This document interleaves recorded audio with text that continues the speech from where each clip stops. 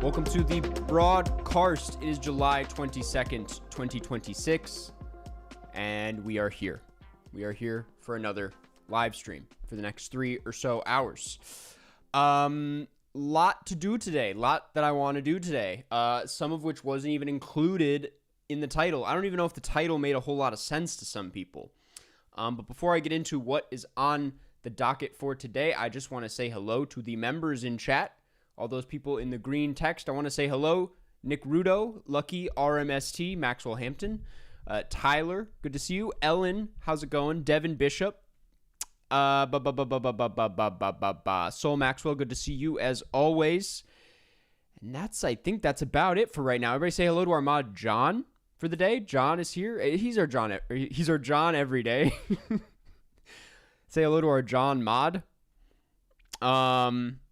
Yeah, it's gonna be a fun one. Listen, hey, what to talk about? Where to begin? I'm assuming we all did. Anyone not see the Odyssey this week?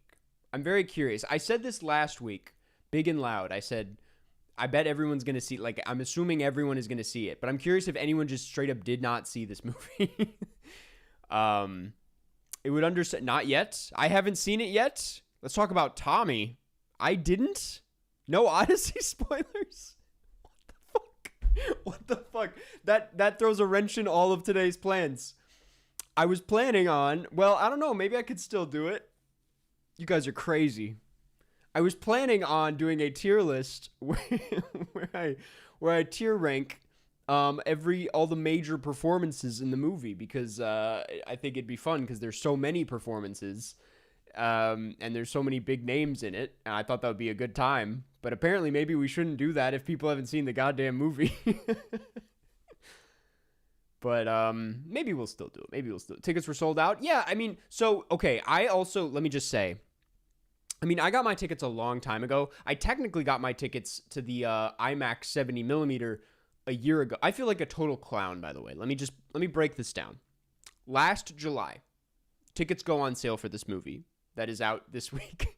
Crazy already. I am one of the people who participated in getting those tickets because I was like, well, I'm going to need to see this as early as possible. I will be doing a video on it. I know that a year in advance. The tickets that went on sale were the IMAX 70mm tickets. I got tickets at the AMC City Walk. The Universal City Walk is supposed to be one of Christopher Nolan's favorite theaters, supposed to be one of the biggest screens, one of the most beautiful screens in the world. And then there was an earlier showtime, which was more convenient for my video schedule. And so I gave up and just didn't go to this IMAX 70 screening.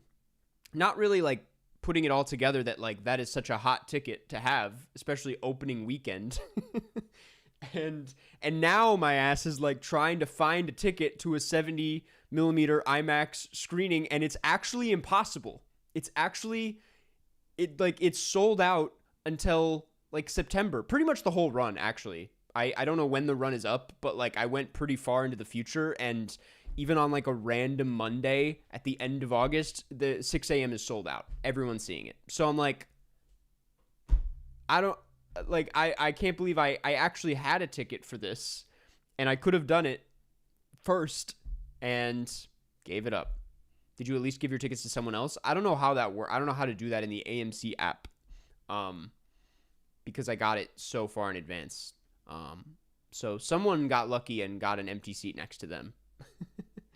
But I have the same thing planned for Dune, and I'm not going to make the same mistake. I will be seeing Dune Messiah in IMAX 70. You fool. No, I deserve all the clowning allegations. I clowned out last week, and I regret it. Kyle Roy, thank you for the super chat. Did you see that Nirvana the band The Show will be streaming on Hulu and Disney Plus in the US this Friday? Pretty big news for fans. Huge. Yes, I have spoken on this. I haven't actually seen the show. I'm a big Matt Johnson fan. I am a huge fan of the movie. You don't need to see the show to see the movie, clearly. But I've been meaning to check out the show, and now it's like super available. So, yeah, I'm looking forward to it. I know it's been like kind of a rumor for a while, on the low, but it finally happened. Doomsday. Oh yeah, I'm excited. That's a good segue. They dropped the new Doomsday trailer yesterday, 2 days ago. Pretty convenient with the release of the Odyssey, or maybe depends how you look at it. But I put off watching it. Truthfully, it's like I've said this before. I'm not like anti these movies by any means. Well, in some ways, but like I just didn't really care.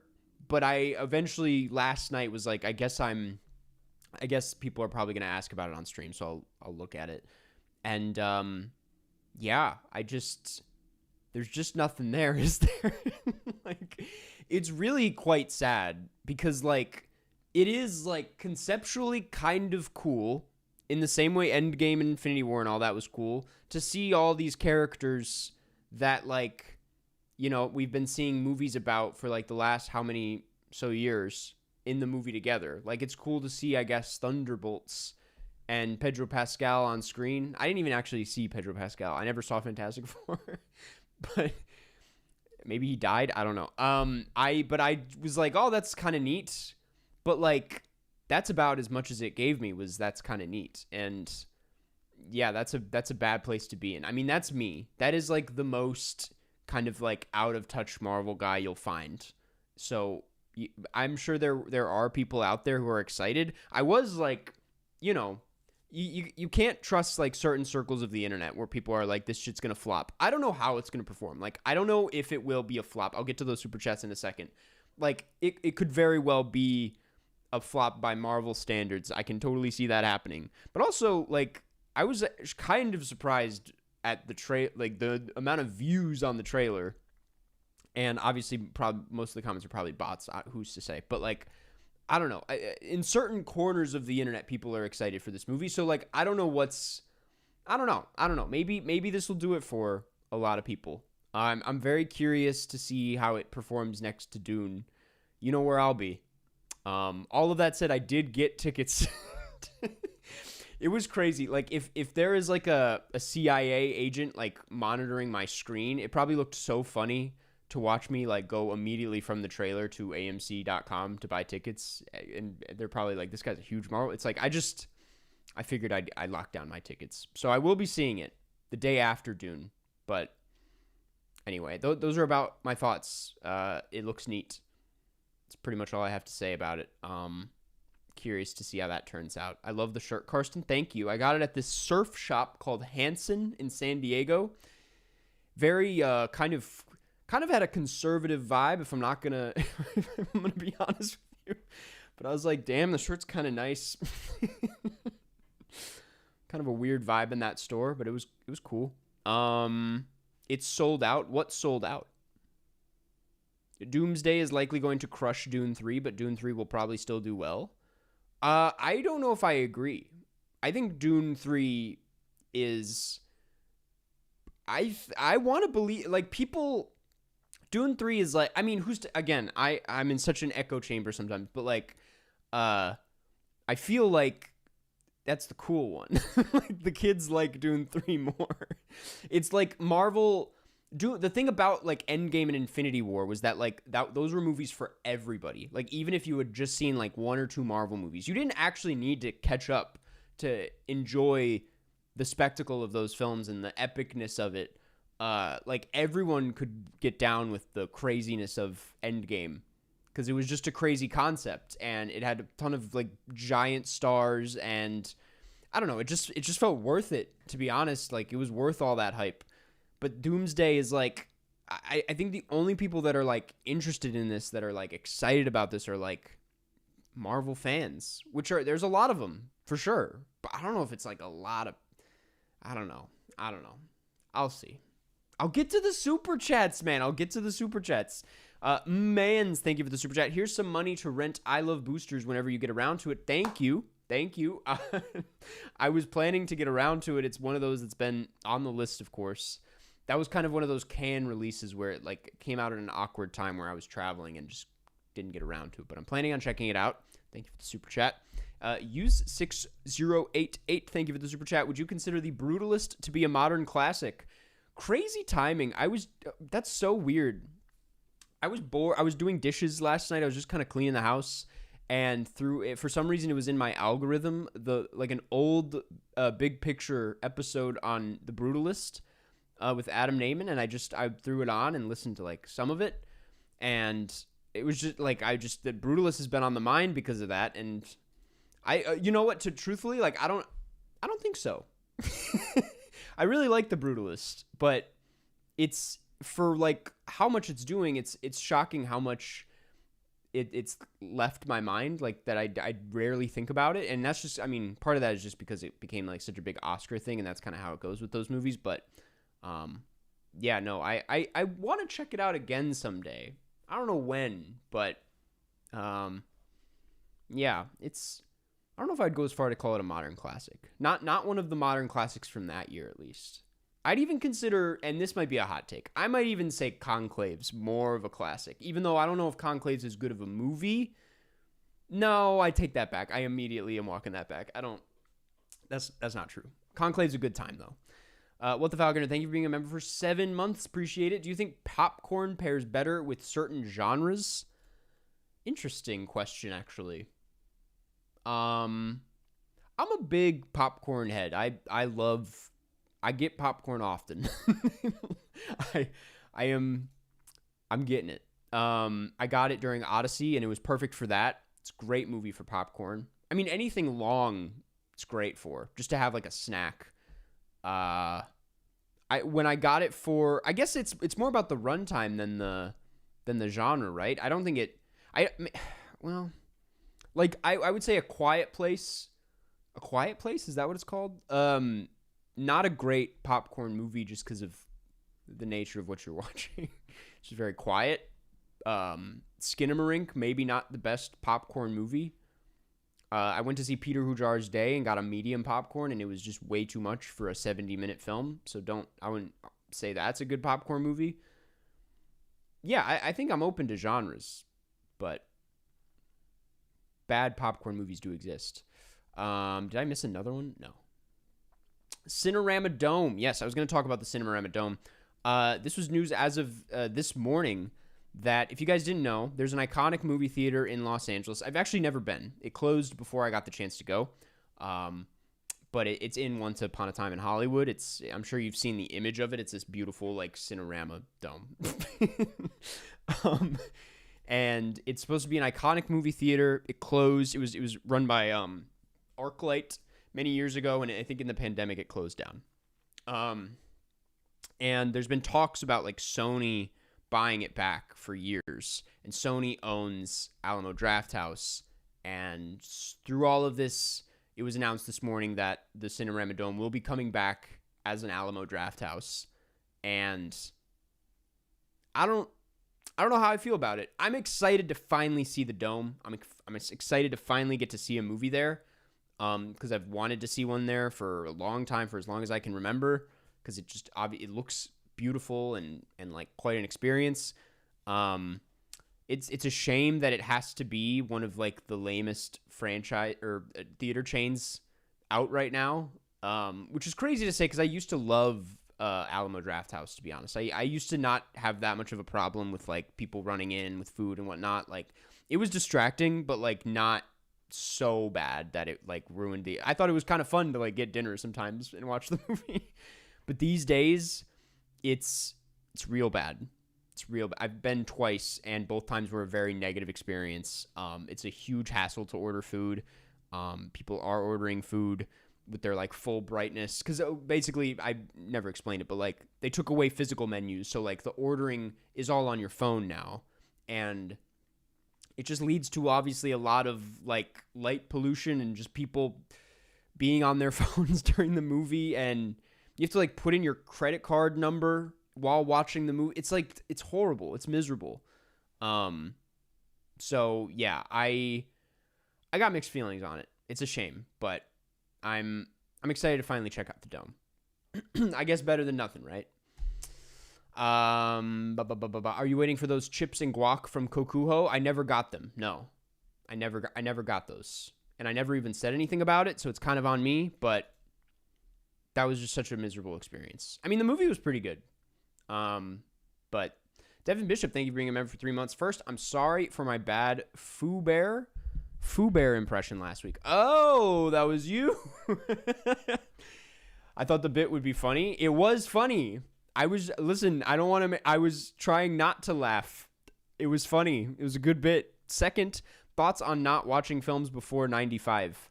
I think that you're just limiting yourself. I think that's a weird way to, if you're watching this stream, that means you're pretty into movies. And if you're one of those people, then like, you don't really make a whole lot of sense to me. I would hope that anyone interested in watching one of my streams would be curious to check out movies before 95. But yeah, those are my thoughts on. I think anyone in general. I honestly like, maybe like the normal, like if you're a normal like you're in school, you're swamped with like you have a kid. It's hard to like watch movies. Like you don't need to seek out. I mean, you should watch the classics. You should familiarize yourself with the classics, in my opinion. But, yeah, I don't know. I sometimes like want to tell because my parents like they only watch new releases and they end up watching some like horrible stuff. They're watching like movies I didn't even know existed. And I want to tell them it's like, the options could sometimes be like something from the 50s. You can go back. Like there's endless options out there. So I don't know. Just want to make that the norm. Will you update your top 100? Yes, I do need to update my top 100 at some point. I often forget to do that. I think Come and See and I don't know if Dog Day Afternoon's in there. I don't know if Night of the Hunter is in there. If Happiness is in there. There's a lot of 5-star films I've seen recently where I'm like, well, I might need to... I don't even know if The Red Shoes is in there. But you missed a chat. Oops. Samantha, thank you for being a member for 10 months. Damn, almost a year. Quietly eating my popcorn in Zone of Interest. Yeah, that was a screening where I didn't get popcorn. I don't remember getting popcorn, but it was like pretty. It was so silent and really like uncomfortable and eerie. And I remember just. I mean, the movie's like pretty. It's like weirdly hypnotizing. Like it's easy to kind of like get sucked in, and so. It wasn't much of an issue, but I just remember like this old man like breathing behind me, and I was like, I normally can't like pick up on these things, but that movie was so quiet and tense that weird experience. What the Falcon, thank you for the super chat. Saw Yojimbo and Harakiri in 35mm last week. Great movies. Which sticks in your mind more? Do you think Harakiri deserves number 1 on Letterboxd? Keep hanging your nuts low, King. Thank you. I will say, like, the fact that Harakiri is still number 1 is kind of crazy to me. I think it's an amazing movie, but that the Letterboxd community is just all on board with that is kind of because it's not like an easy watch. I remember like many years ago, it was kind of a running joke in my friend group that like one day we're gonna get together and watch this movie, and it became a running joke because every time we tried to plan it, like something fell through. And it took us like 2 years to make this hangout happen to watch Harakiri. And once we did, it wasn't like as good of a time as we thought it would be. It's a slow movie. It's kind of a dark movie, but it's really good. I think it's better than Yojimbo, to be honest. Yojimbo's like not one of my top Kurosawas, but seeing those on 35 must be a treat. That's pretty cool. I like that it's number 1 on Letterboxd though. To answer the question, I think it deserves it. Sure, it's a good movie. Electrify, thank you for the super chat. Appreciate it. I totally get your opinion, but I personally like the mobile ordering.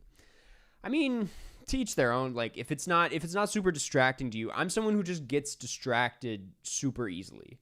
And to some people, like phones are less distracting than people like running back and forth and like talking to you and whatnot. But like, and like maybe it's more enjoyable than like having to like write an order or look at a menu in the dark. But to me, I think I'm just very sensitive to like people on their phone. Like I have a mind where if I see it, it's just all I can think about for the next like 5 minutes. It's unfortunate. Did you see the TIFF lineup? I did. I was going to go over it briefly. Not go over everything, obviously, because a lot of it I'm unfamiliar with still. I didn't do a super deep dive into the lineup, but I was planning on maybe going over it if chat was interested in that. I was kind of going to feel it out if that was something worth doing. Thoughts on the World Cup final? Yes. Oh my gosh. Geez, what a week. I did watch the World Cup final. Spain versus Argentina. Went to see it at a bar here in Los Angeles. It was a really fun time. I thought it was a good final. I mean, I was rooting for Spain, like pretty much everyone in the bar. No disrespect to the Argentina fans in chat. I know they're here. I know there's people from Argentina in the chat. But I was rooting for Spain. And yeah, I was happy with it. I thought Argentina played terribly. And it was one of those games where at the end of it, I was like, I don't know why we ever doubted Spain, because Argentina barely got by with like this cakewalk of a tournament. Like they could barely beat Cape Verde. no disrespect to Cape Verde. We love Cape Verde. They're a great team, but what the hell? It was good to see Spain win, especially because Spain was just clearly the better team. I thought the halftime show was weird. There's a great Mike the Snare video from many months ago on Super Bowl halftime performances and like the history of them. And it was really fascinating because I just didn't really know much about the history of the halftime show, and that it used to be this really weird kind of like Christian positivity, patriotic thing that was like really kind of strange and eerie and uncomfortable. And I only bring this up because that's kind of what the vibe of the halftime show at the World Cup was, where I was like, what is this? What is the theme? What is the art? What is the performance? Like, what are we doing? Really odd. But yeah, you should check out Mike the Snare. Good video, good channel. The Muppets were fun. And I thought it was I thought it was terrible, but I thought the bit of Justin Bieber going out there and performing that song instead of any like pump up, like crowd pleasy song was, you have to respect it. Like, it's so funny to see him like whip out the guitar and you're like, oh my God, he's about to do one of the acoustic songs at the World Cup and just kill the momentum entirely. Unbelievable. What's the best Muppets movie?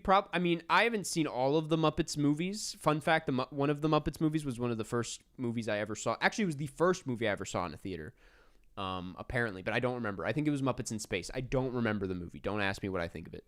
I think the 70s one, the original, pretty good. I think that's the one with Elliot Gould. Elliot Gould's in a lot of them.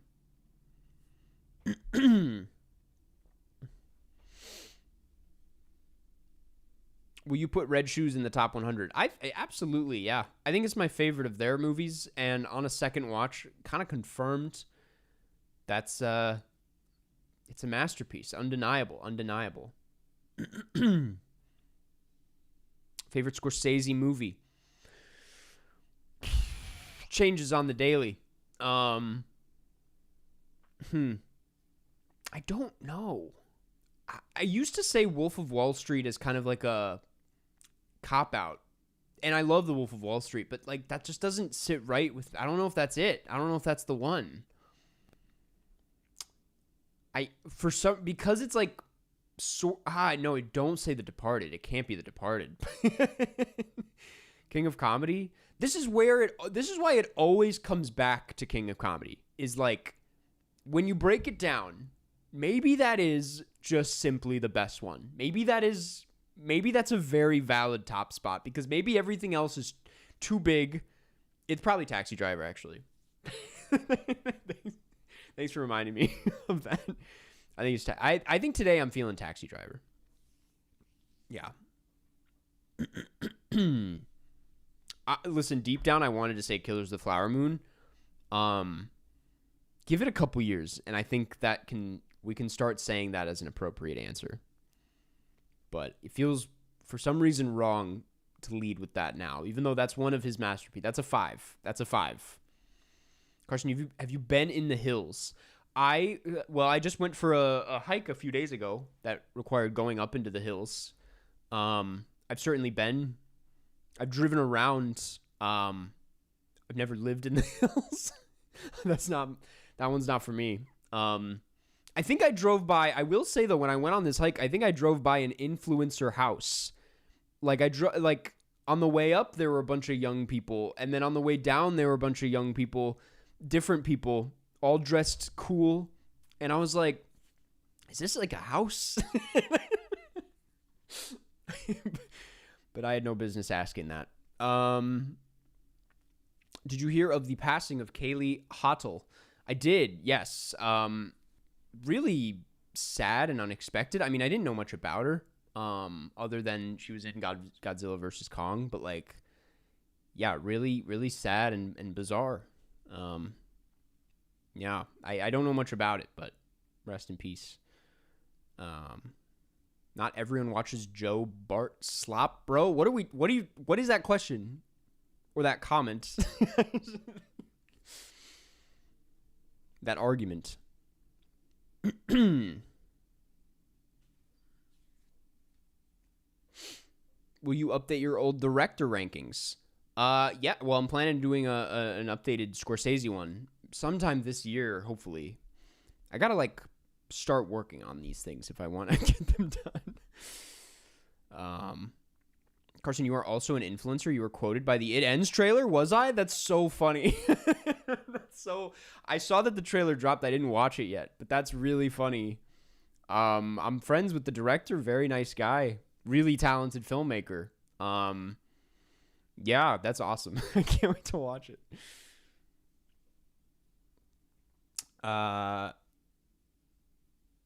Let's do that now. Let's do what now?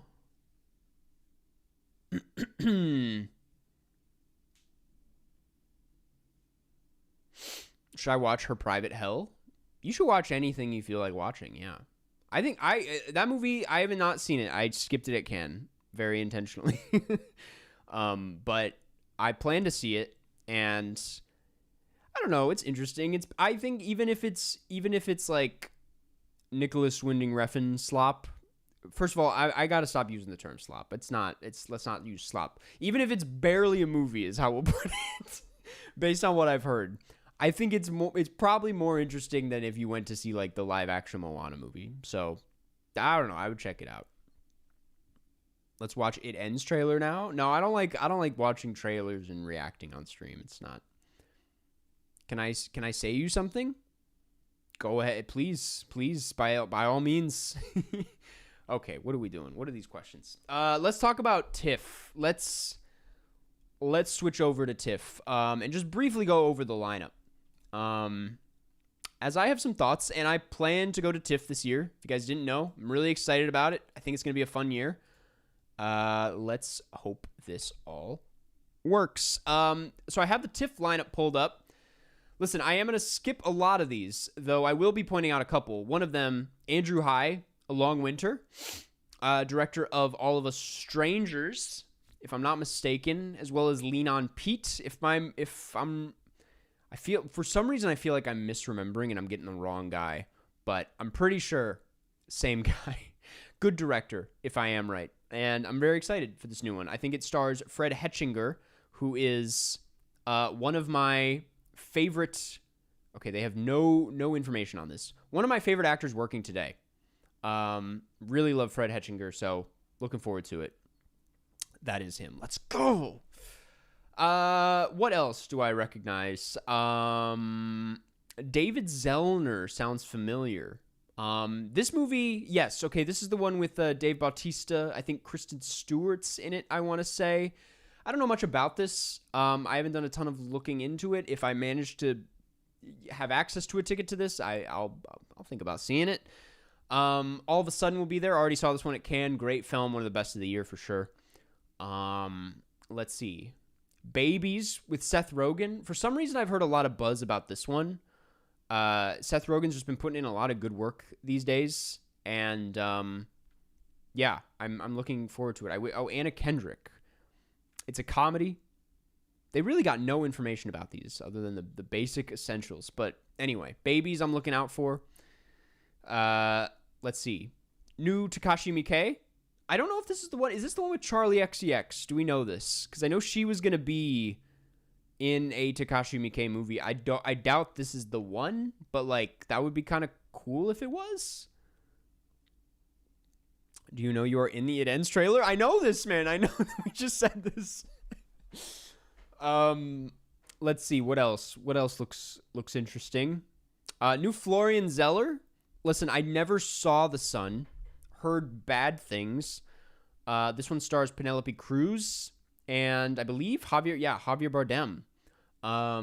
If you didn't know, Florian Zeller directed The Father, the Anthony Hopkins movie from a couple years ago. That was quite good.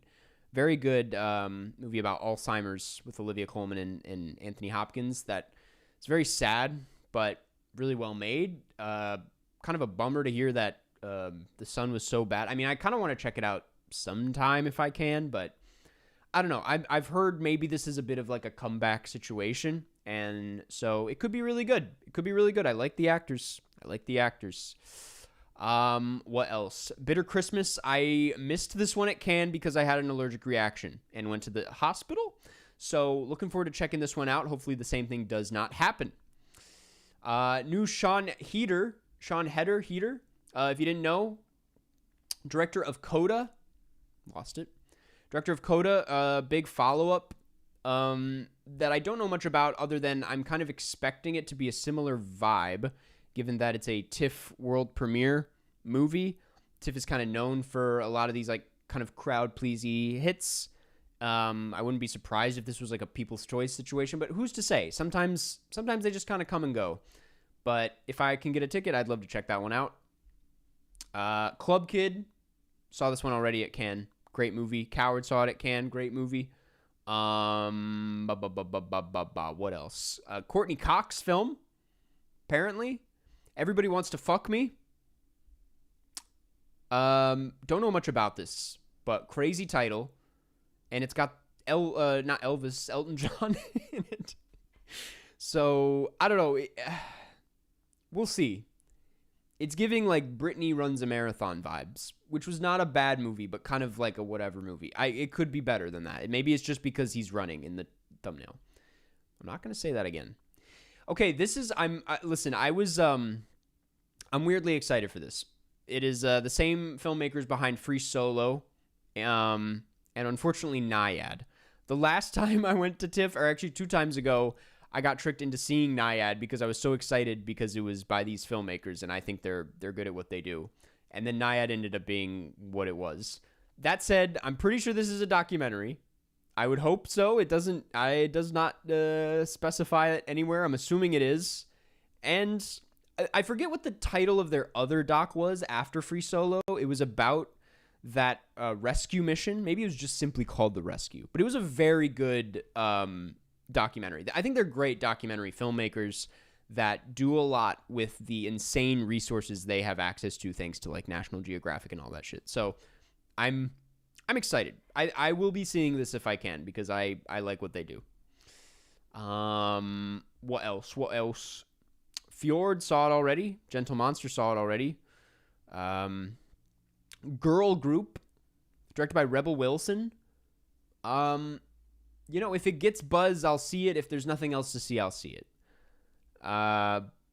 Let's see. A Gael Garcia Bernal movie. A lot of TIFF is kind of the place to go if you want to see actors directing, is what I've realized. Maybe I'll see this. I don't know much about it, but I do like Gael Garcia Bernal. Anything else here? I play Rocky. I know someone brought this up in chat last week, and I've still not done any looking into it. Like, I still don't really know what this is. What is the deal with this movie? Featuring a career-making performance from Anthony Ippolito, the latest from Oscar winner Peter Farrelly. Oh, okay. We're learning a lot. Okay. People's Choice Award winner of Green Book vividly recreates the story of how an unknown named Sylvester Stallone got Rocky produced and became a superstar. It's all coming together. We just learned a lot of information. I will have to see this. Okay. Where were we? And I mean that seriously. I will have to see that. I feel like La Bola Negra, one of my highlights at Cannes. Great movie. Gonna be a big deal. Josephine. I didn't know this was here. This is a big Sundance movie starring Channing Tatum that I did not go to Sundance this year, but I've been super curious about it. Looking forward to this. I will definitely be checking that one out. Ink, the new one by Danny Boyle. I had no idea this was a thing that was happening, but Danny Boyle has a new movie called Ink that's going to be there. I don't recognize this actor. I don't know much about it other than the title and the director, but that's one I will definitely be trying to see. Look Back, the Koreeda Look Back adaptation that felt way farther away than it actually was. Like it's here. it's here. So I'm looking forward to it. That's the Sinner guy? Oh my god, I didn't even recognize him. Well, looking forward to it. That's Jack O'Connell. Dog, listen, he doesn't listen. In my not the most like memorable face. He kind of just looks like a guy. Bit of a different angle than I was seeing him in Sinners. It's Sinners guy. Yeah, looking forward to Look Back. I never saw his other one that came out this year, Sheep in the Box, at Cannes. I do think it's coming out like this month though, so looking forward to it. I heard that one was not that good, but hoping Look Back is a little bit better. Maybe he put everything into that other one. What else? A lot of these, there's a Chris Rock movie. Oh, the trailer for this just dropped, actually. I did not see the trailer for this yet. Directed by Chris Rock. Could it be the Chris Rock? We will have to see. Minotaur, one of my highlights of Cannes as well. John Madden, new John Madden movie that I'm looking forward to. You know what? I'm realizing I was thinking of Guy Madden, not John Madden. I don't know much about John Madden, but yeah, we'll check it out. New Lee Chang-dong. This one this is one of my most anticipated, I'll be honest with you. I don't know much about it other than I think I heard a rumor on Twitter that it's an adaptation of one of the Decalogue films, which is interesting. I've never seen those movies, and I don't know how true that actually is. I don't really care.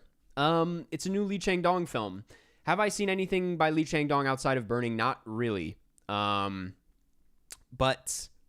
I really liked Burning, and I'm excited. I'm very excited to check this one out. For some reason, there's something about it that's calling to me, where I'm like, that's going to be good.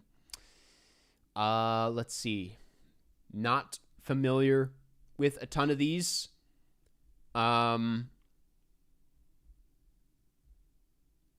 It's getting empty. But I will be looking into a lot of these before Mike Lee, of course, Mike Lee. Why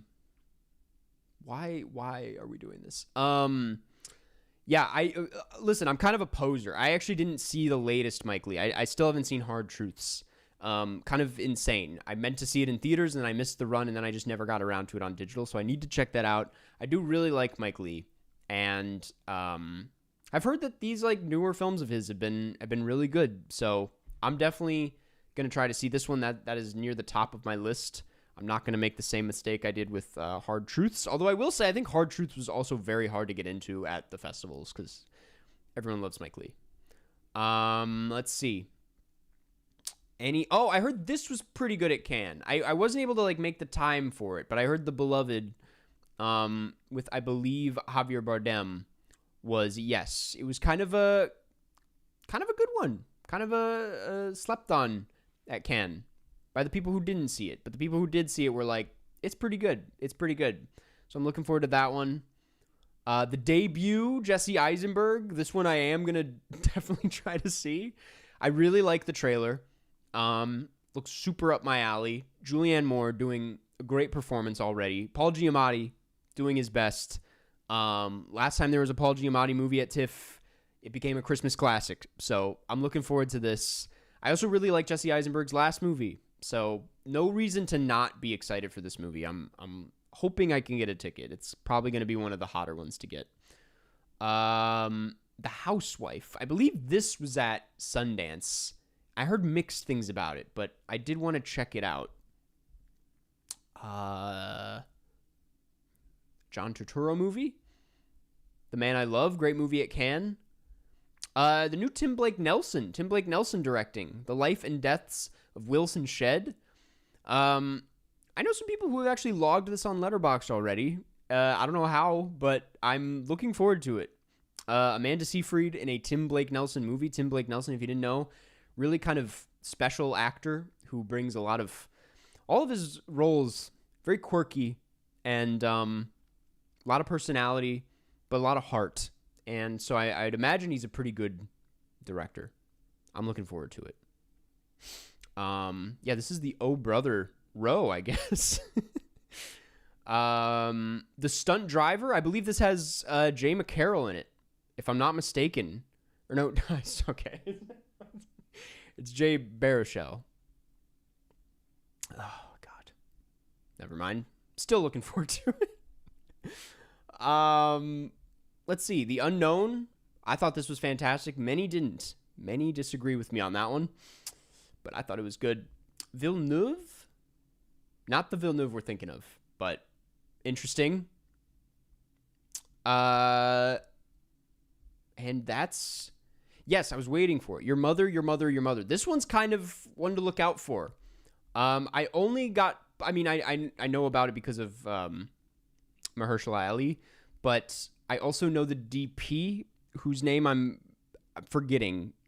Kate Arizmendi, I want to say. She's a DP on Succession. Very talented cinematographer. Based on just this still alone, this looks beautiful. So, really looking forward to this one. And it's by the director of Mogul Mowgli, which is an underrated gem. Very much looking forward to this one. Yeah. This random Chase Infinity film, Disrespect. Is the film called Disrespect, or are you saying I'm disrespecting the film? I didn't know what the film was called. I heard she was in a movie, though. Bro can't stop mentioning Succession. It was relevant!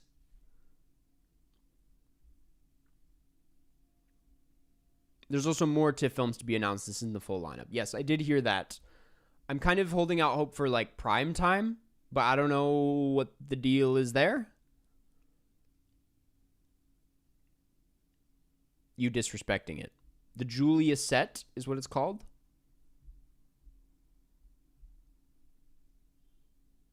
See, I need to be told these things. Really, they really go by the Julia Set. Oh shit, I didn't even see. Yeah, I'm looking forward to this. I'm assuming this is Chase Infinity's like official follow-up to One Battle. So, yeah, it should be good. It should be good. Thank you for hooking me up with the name. That's what we do here. It's a community, all right? You guys help me out, I help you out. Carson, do you hate me? Why? I don't hate anybody in this chat. Did you see the new Andrew Scott new movie will be here? I did hear about that too. I'm also forgetting the name of that. You don't help us out. That's not true at all. I do so much for this community.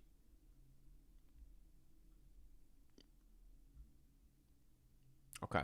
Well, that was fun. I do all the hating for... Yes, John, on the other hand, he hates a lot of you. And he's not doing anything for you either. Me, on the other hand, different story. Elsinore?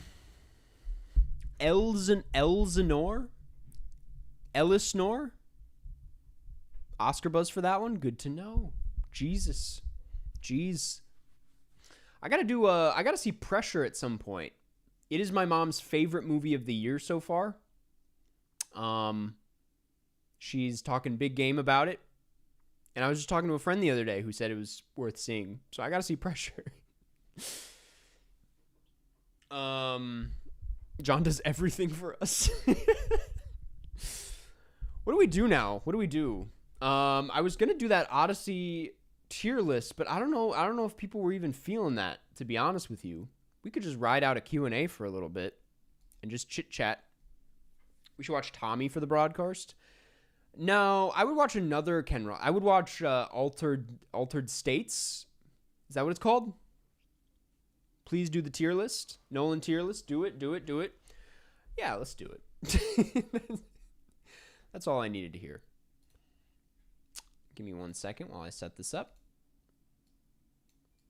So, as I mentioned at the top, I set up a tier list in honor of the Odyssey coming out this week, where we are going to be ranking the performances in the movie because, like I said, there are so many performances. Now, I don't have everybody in here. There are some smaller roles that didn't feel worth bringing up. These are kind of the major ones. Some of these are just simply headshots of the actors because I couldn't find a proper still of them from the movie.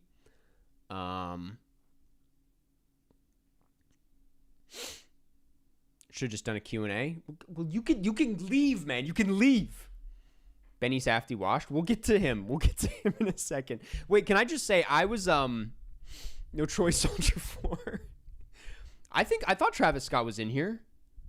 I downloaded a Travis Scott file. Oh my god, wait, it didn't import. One second.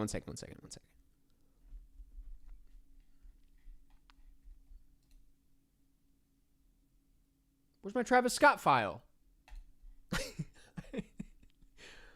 I had a whole Travis Scott JPEG lined up.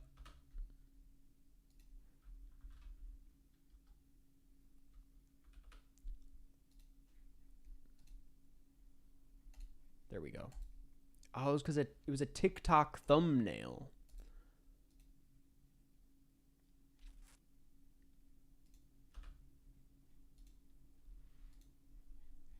Travis Scott JPEG.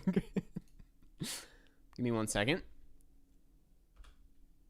Okay, it's in there. It's a really bad, you can barely, I think it's taken on a camera in the movie theater, but it's here. I can't remember if he's actually in the trailer or not. But anyway, yeah, it's pretty self-explanatory.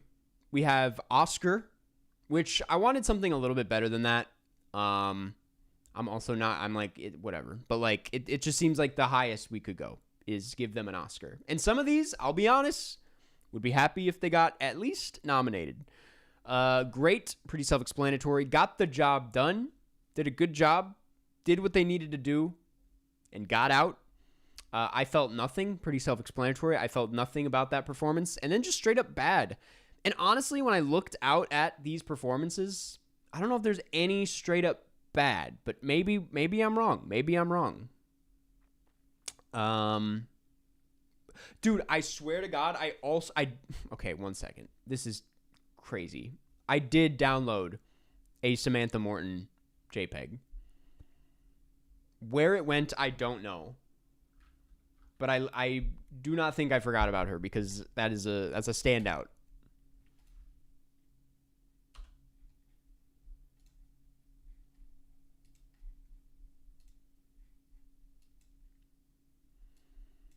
Takes a lot to run these streams, man.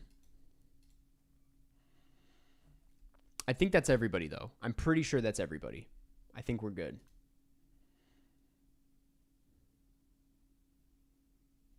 Okay. Let's see. Give me 1 second.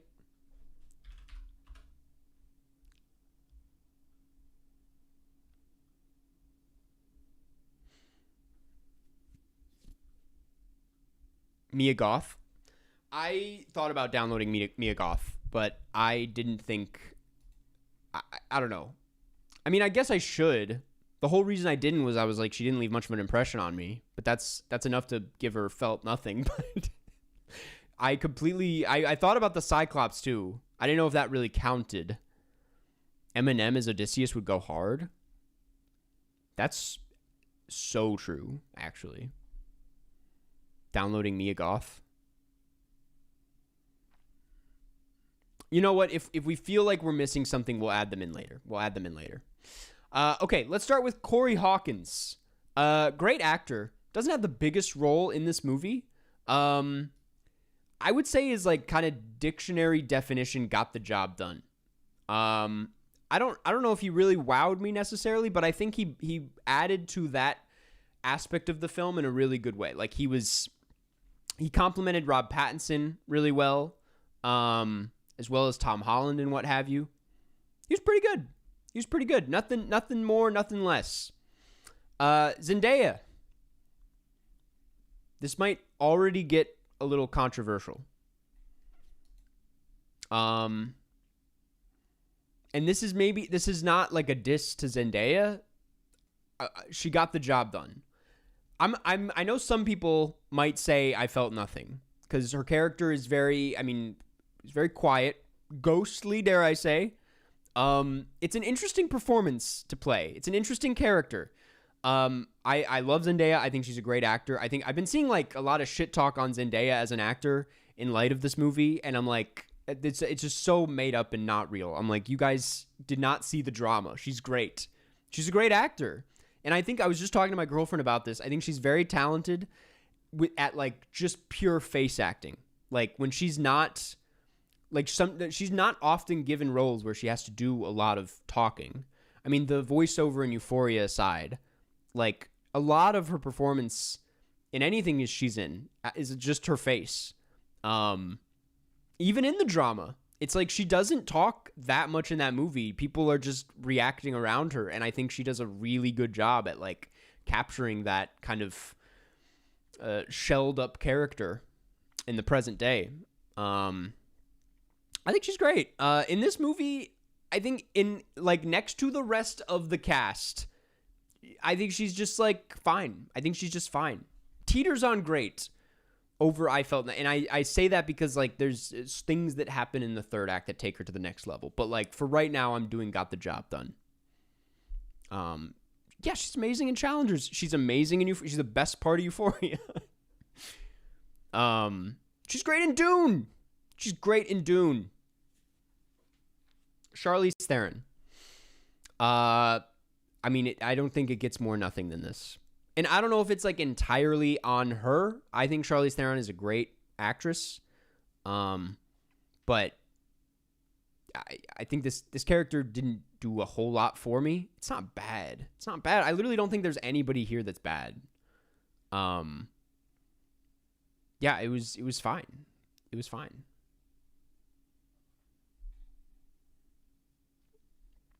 Of course, Shake It Off as well.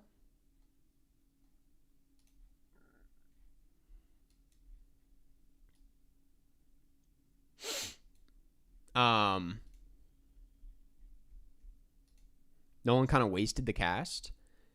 I disagree. I think if everyone here was like bringing their A game and going super loud and like doing what they're known for, I think it would have like overpowered the film. I think it would have been too much. I think it actually takes a real mature director to like take a highly skilled actor and have them like scale back a bit. I'd even argue like he already has a lot of actors doing a lot here. So I don't think like, I think he doesn't really know what to do with her character. I will say that, but everyone else feels pretty good.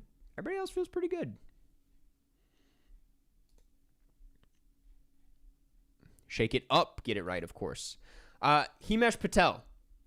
I'll be honest, I don't know if I'm let me check his Letterboxd page. I don't know if I've seen him in that much, or that he's like really stood out in anything besides this. He was apparently in Tenet and Don't Look Up. Enola Holmes 2, of course. He was the guy in Yesterday. He looks so young in Yesterday.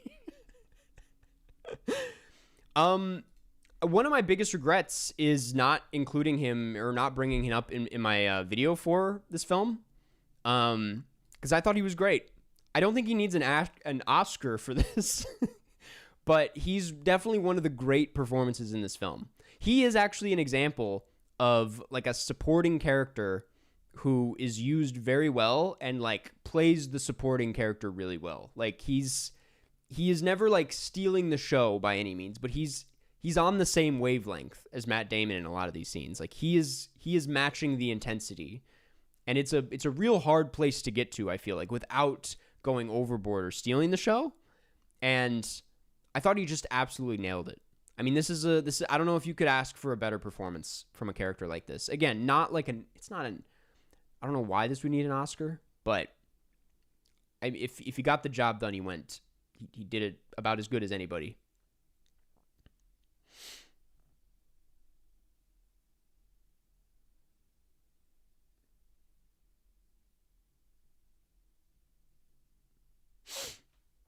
He definitely needs more roles. I know. Looking at this, it's like, get him out of Enola Holmes, man. I also did not know that there was a new Enola Holmes movie. Did anybody? Matt Damon. This is maybe like a little obvious, but I don't know. Listen, I think there's going to be performances this year. There probably already have been performances this year that I'd rather see win an Oscar. But I would love to see him nominated. I don't know if, correct me if I'm wrong, has Matt Damon ever won an Oscar as himself? I mean, maybe he did for like Good Will Hunting as a producer, writer. I don't know if I want him to win, but I would love it if he got nominated because I think he's pretty phenomenal in this movie. One for screenplay, but no acting. Okay, that makes sense. Not acting. I just don't. I mean, like in the same way, maybe like Leonardo DiCaprio was only like half acting in The Revenant because he was fully immersed in the character. Not to say that like Matt Damon went method or anything, but the conditions of this production and what is asked of him is so extreme and demanding that like I'd agree. Maybe he isn't even like acting all the time because it just looks like such a mentally draining, physically exhausting experience. Is this spoiler free? It is. Yeah, I don't know if I'm gonna get into any specific scenes. Yeah, I don't think anything I say here is gonna ruin the experience if you haven't seen the movie. I think when I look out at his career, I need to like maybe revisit some early performances. When I was getting footage for my video on this movie, just like rewatching clips from Talented Mr. Ripley, I was like, okay, he's pretty good in that film. He's really good when he's like his younger performances are pretty great. The Martian, my roommate was rewatching it the other day, and I sat in on part of it, and I was like, he's fine in that. It's not his best. I actually haven't seen any of the Bourne films. Yeah, I don't know if I can think of a better performance than this one. It's also just interesting. Like some people have talked about this, and I've been thinking on this, how it just feels like a different performance for him too. That like for someone who typically plays like kind of, I don't want to say like a comfort character, but like a real neutral guy, and he plays that role really well. In that you like want to root for him, but he plays like a really kind of complicated and dark character here that you don't really see from Matt Damon too often. So I thought he was great. John Bernthal. Listen, I got some shit for calling out John Bernthal in my video as like a highlight. I thought he was good. I don't know much about this guy, to be honest. I feel like I've missed out on much of his filmography throughout my life. And maybe there's like something other people know about him that I don't. He maybe seems like a bit of a douchebag in real life, but I don't know anything about this guy other than what I have seen him in. He's always pretty great. I think he's a good actor. I really like watching him. There's something about his screen presence that just like locks me in, that like demands my attention, that feels really kind of casual about it at the same time. Like he's just so naturally finds himself in any character he plays. And I don't know, I thought he was great here. I thought he was simply great. I'm not like, I can't go any lower. I enjoyed watching him when he was in this movie. Spiced it up. Yeah, he's great in The Bear. I think that's what like really got me on board with him. He's great in The Bear. If I'm not mistaken, he's in King Richard, no? And I'm pretty sure he was like one of my favorite aspects of King Richard.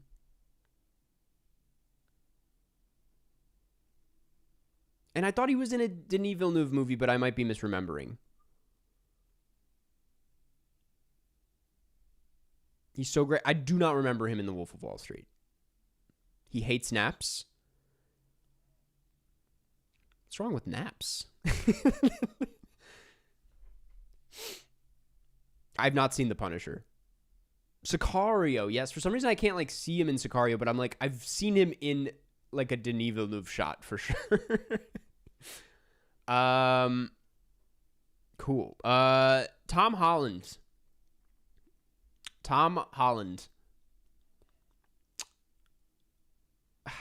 I have very I have very mixed feelings on this performance. I don't think he's bad. I think he actually like sneaked past the washed allegations with this one. Like I don't know if you can argue with the fact that he got the job done. I don't know if you can argue with that. He kind of did get the job done. He didn't really do anything else. And I don't know if I felt, I'm like, I did kind of feel nothing, but at the same time, I don't know if I needed to feel more than that, which is why I'm like, I think he got the job. He is like somewhere in between these two tiers, to be honest. Like, I have to put him here because I'm like, he didn't do a bad job. Maybe I wanted a little bit more from him, but I thought he was well cast. I was like, the concept of Tom Holland as this character makes sense.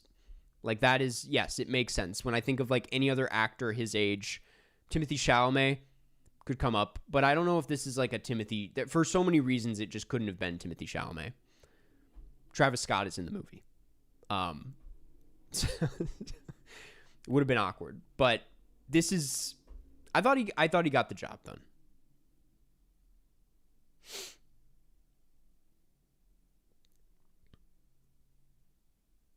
He's probably the weakest next to Charlize.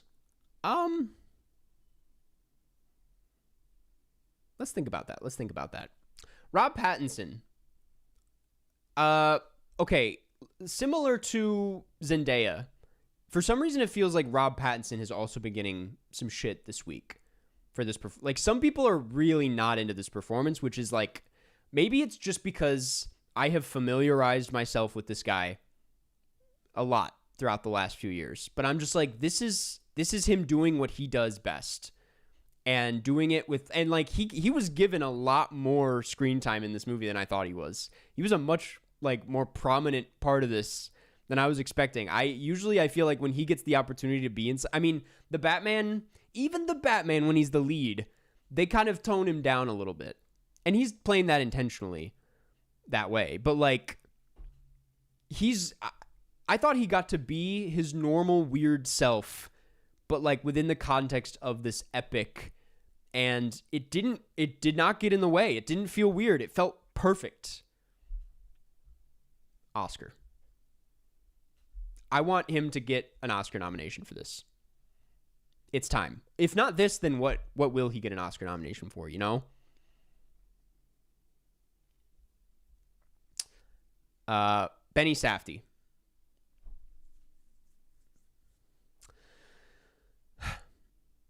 I will be honest, I forgot that he was in this. For a lot of the movie, I was like, who could that be?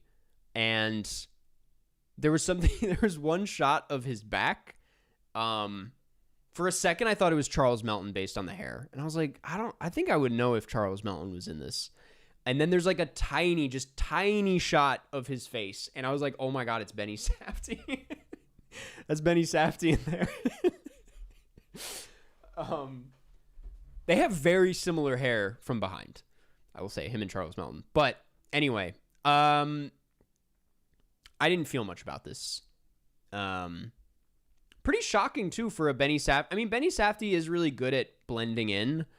That's like his style of acting. I don't think he draws a lot of attention to himself in his performances. I can't think, like, even when he's doing like a super cartoony thing in Mario, it's like he's blending in with the material. You don't really hear Benny Safdie at all. And in Oppenheimer, I don't think he ever like tried to steal the show or anything. He never feels super acty-y. And so like he's doing what he does best here, but it's just kind of a whatever performance. He gets the job done, but I think there was like, I do think there was a more interesting way to play this character. Man had like 3 lines. I know. That's why I'm like, I felt nothing.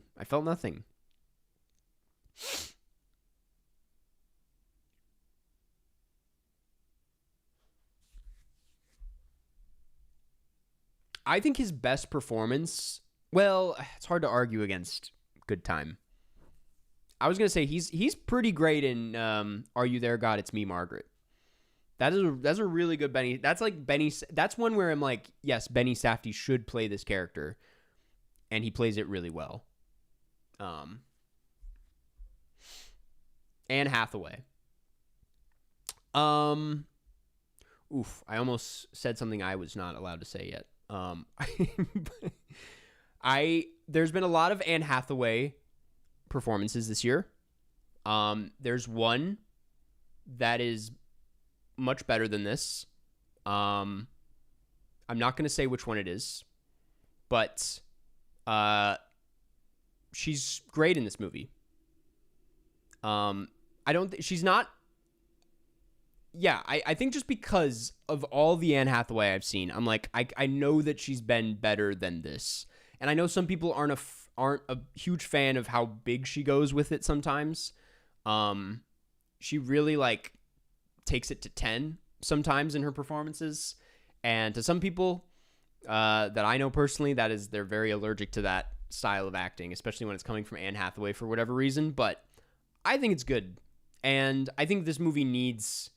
Sometimes I think Christopher Nolan movies, and sometimes the actors in this film specifically, kind of try their best to match this very kind of straight line design of his style, and they can oftentimes feel pretty wooden.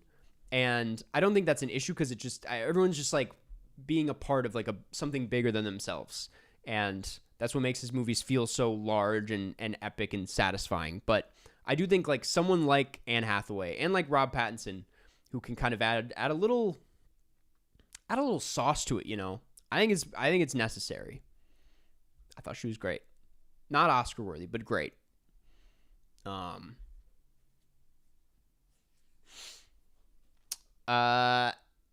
what is his name again? John Leguizamo. Didn't really. I don't know. Wait, let me look him up on Letterboxd. I'm not super familiar with him. He was in The Menu, Zootopia 2, John Wick, Encanto. I'm just straight up not familiar with this guy, and he like blew me away. It was one of those performances where you're like, who the fuck is this guy? He's really good. I want to go Oscar, but like that's a little extreme. I'll go top tier great. Like of the like smaller supporting characters, he is fantastic. He's Sid the Sloth? I didn't know. He's been in so many movies that I know, but I'm straight up not familiar with who he is. He was in Romeo and Juliet, Moulin Rouge.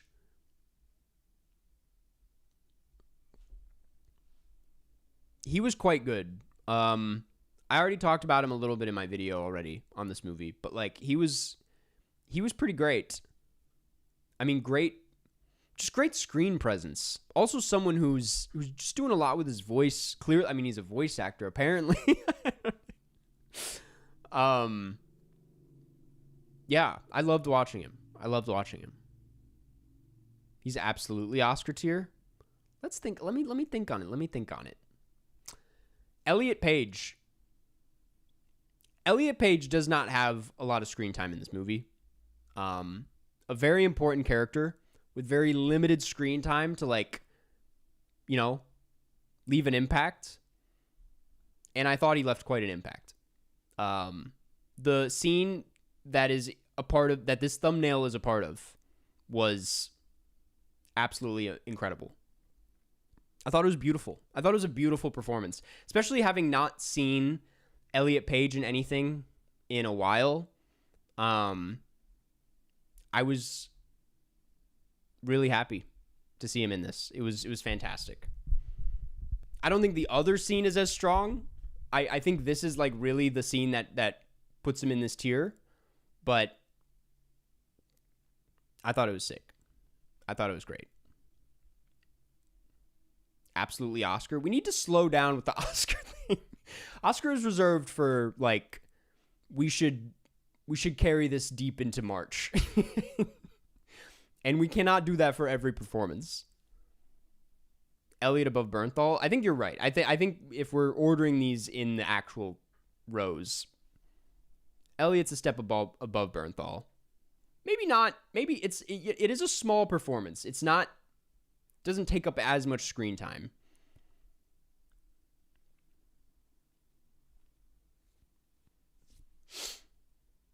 Lupita Nyong'o. Also not a lot of screen time. But I thought she got the job done. I think obviously the backlash and controversy to the casting is some of the dumbest backlash to anything I've seen in a while. I can't believe that it's still going and that it got as big as it is. And it's all for a performance that I feel like just simply gets the job done. I don't think she left the strongest impression on me, to be honest. That's why I can't really say great. Maybe on like the second watch. But I got no complaints, man. I thought she was fantastic. Get the job done. Travis Scott. What was the backlash? I missed it. We don't even need to. You can look that up on your own. We are not rehashing it. People saying she's not beautiful enough to have that role. She's literally stunning. She's one of the most beautiful people in the industry. She's like comically beautiful. It's insane. Oscar. Okay, this is like the one. This is not a spoiler.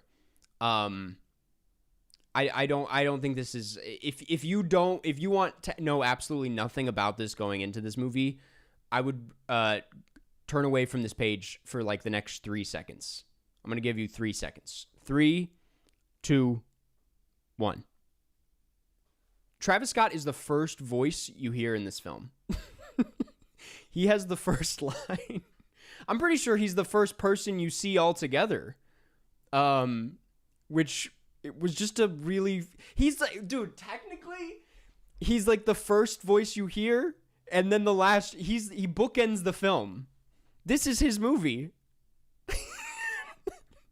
When it started, after a year of anticipation, and it was Travis Scott, I was like, you gotta be fucking kidding me. All of that said, I talked to my girlfriend about this. I've talked to some other people about this, and we all are like, I thought he did a good job. You're kind of like waiting just because of it being, and it's like in a similar way to like watching Harry Styles in Dunkirk. Like you're waiting for him to mess up because you're like, he's not a professional actor. Like usually when you see a musician, you're like, well, let's see how well they do. I didn't think he slipped up once. I thought he actually he got the job done. I didn't feel nothing because I was like, that's Travis Scott. He got the job done. We got to put him last for sure. But, yeah.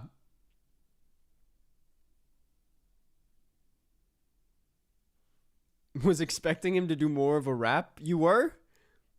Were you really? Fuck it. And lastly, Samantha Morton. Am I getting that right? Not Morton. Why? Samantha Morton. A character who I actually don't know if I want to say too much about the details of this performance. But because I think if anyone hasn't seen the movie yet, if you're here and you haven't seen it yet, I just don't want to take away from her scene in this movie. Because I think it's like one of my favorite scenes. I think it's one of the coolest scenes. It's a really weird, kind of disturbing scene. And she really carries it. She really carries it, man. If this is one of those because I can actually vividly see this being one of those performances that people kind of like, that stays with people into award season, and when it gets there, people are like, okay, let's slow down. Kind of Amy Madigan, you know what I mean? I can see people treating her like that this year, and I will say my stance, not opposed to it. It's a great performance. It's one of the highlights of the movie.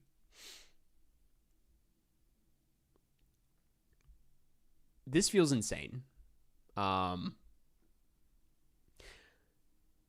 now that I'm looking at it, I think Zendaya's character is a step above the rest of these. She is like, we cannot put her on the same wavelength as Tom Holland performance-wise, especially in the third act. I'm going to move Zendaya up.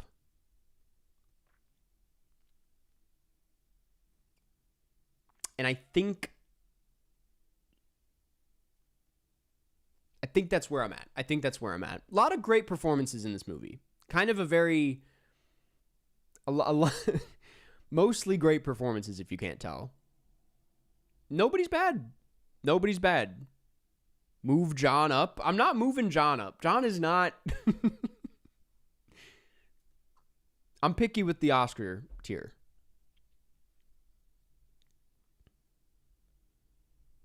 They're chanting John. Yeah. I say we wrap it up there. If you haven't seen this movie, you should check it out. It's a lot of good performances. Great. Jesus Christ. I have a haircut scheduled in like a couple days. I'm in deep need of one, if you can't tell. Scott above Paige, they're in the same tier. I don't go crazy with the order. Then you're getting too into the nitty-gritty of things. Good streams. You got no, we're not done. Also, I think I missed a super chat back there. Maxwell Hampton, thank you for being a member for 1 single month. Was excited when Travis performed Odyssey mode. Yeah, that was a highlight of the film for sure.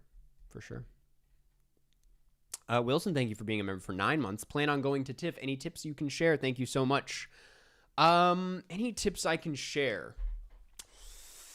I would take advantage of the last minute ticket system. That's a good way to get some of those higher tier tickets, those harder to get tickets. I don't know what kind of pass you have, but I would show up like 30 minutes minimum before every movie you see. Explore the restaurants. Go to some. I wish I had like specific recs, but definitely try to enjoy the city because it's a good food city from what I remember. Is 70mm IMAX worth the drive? Depends on I got to know what the drive is. If it's like a 15-minute drive, of course.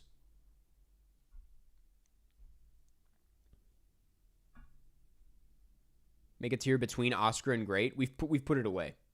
The tier list is gone. It's over. We're done. I have Rex. Go to Koreatown. Yes, actually, I went to the Koreatown in Toronto when I was there, and it was fantastic. That is a good rec. Yeah, I suppose it's time to get into... If you can't tell, I have been trying to put this one off for a second. But I think we've reached the point where we have to talk about this week's movie. This week's movie club movie. If you're new here, every week we the community votes on a film to watch for the next week. Or they nominate 4. I pick which ones to vote on, and then the members can vote on it in the community tab. This week, we voted on Come and See, which we'll get into in just a second. But before we do, we need to suggest some movies for next week. This is when I open it up to chat.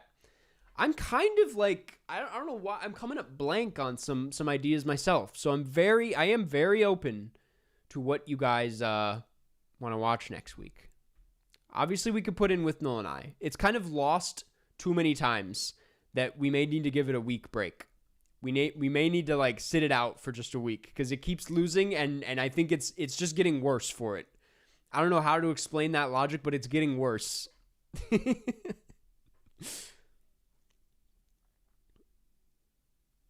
The Bourne Identity. I think The Bourne Identity would make sense given the fact that I outed myself as having never seen it. Altered States. Altered States is definitely going in. That much I know to be true. Yes, let's put in Altered States. Who's Afraid of Virginia Woolf is a good one as well. Ooh. Kind of like that.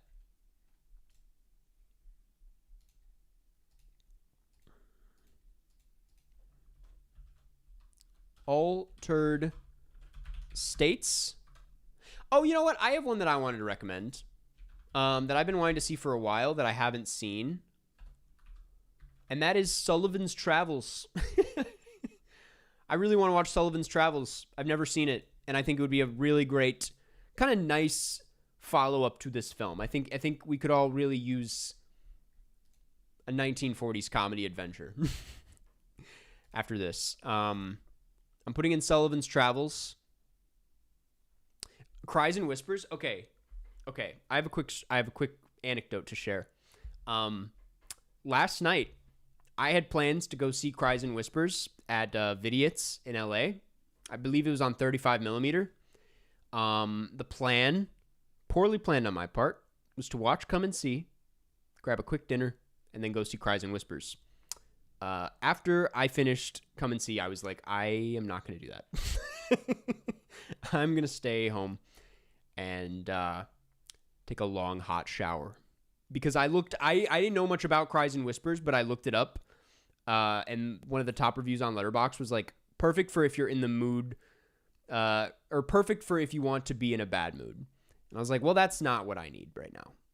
So I almost watched Cries and Whispers last night and then didn't because of this movie. But this movie was too devastating that I couldn't bring myself to leave the house. Okay. It's pretty bleak. That's what I was picking up on. And I was like, I don't know if I need that on top of this. But one day, I plan to watch it.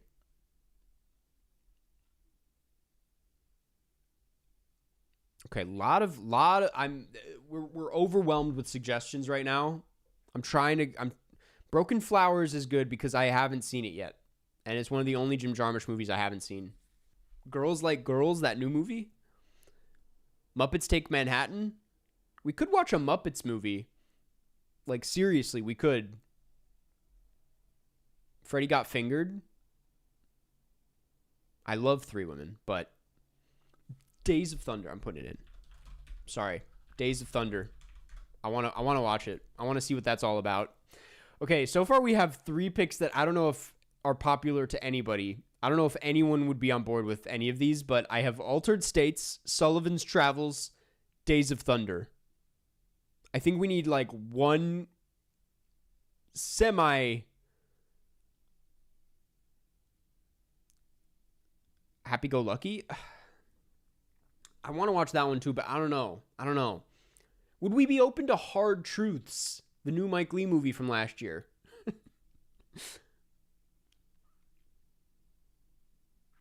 I think Who's Afraid of Virginia Woolf is a great option. I think Who's Afraid of Virginia Woolf is a really good option. Okay. Yeah, I'm hyped on all of these.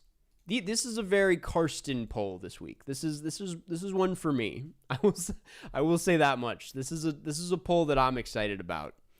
I'm not feeling Bourne Identity this week. I'm sorry. Maybe next week. Next week's nominees for Movie Club Movie are Altered States, the Ken Russell film, Sullivan's Travels, Days of Thunder, and Who's Afraid of Virginia Woolf. This poll is live right now on the community tab for members only. If you want to vote in this poll, which the winner will be decided by the end of the stream, consider becoming a member. It's a great way to support the channel, to support what we do. You get fun perks like member-exclusive videos every month. You get to play me in CineNerdle, which we're going to play later today. And you also get shout-outs at the beginning of every episode. Yeah, a lot of fun stuff. And you get to vote on the polls, of course. Okay. Last week, you guys voted on Come and See. This is a big movie. I actually, you know what? It's not worth it. I was going to bring out my Criterion copy, but there's no use. Anyway, where to begin? Come and See, 1985 film directed by Elim Klimov. Forgive me if I'm mispronouncing the name. Pretty notable movie. It's been on my watch list since basically I signed up for Letterboxd. It was always at the top of the Letterboxd lists, like top features of all time, movies that'll blow your mind.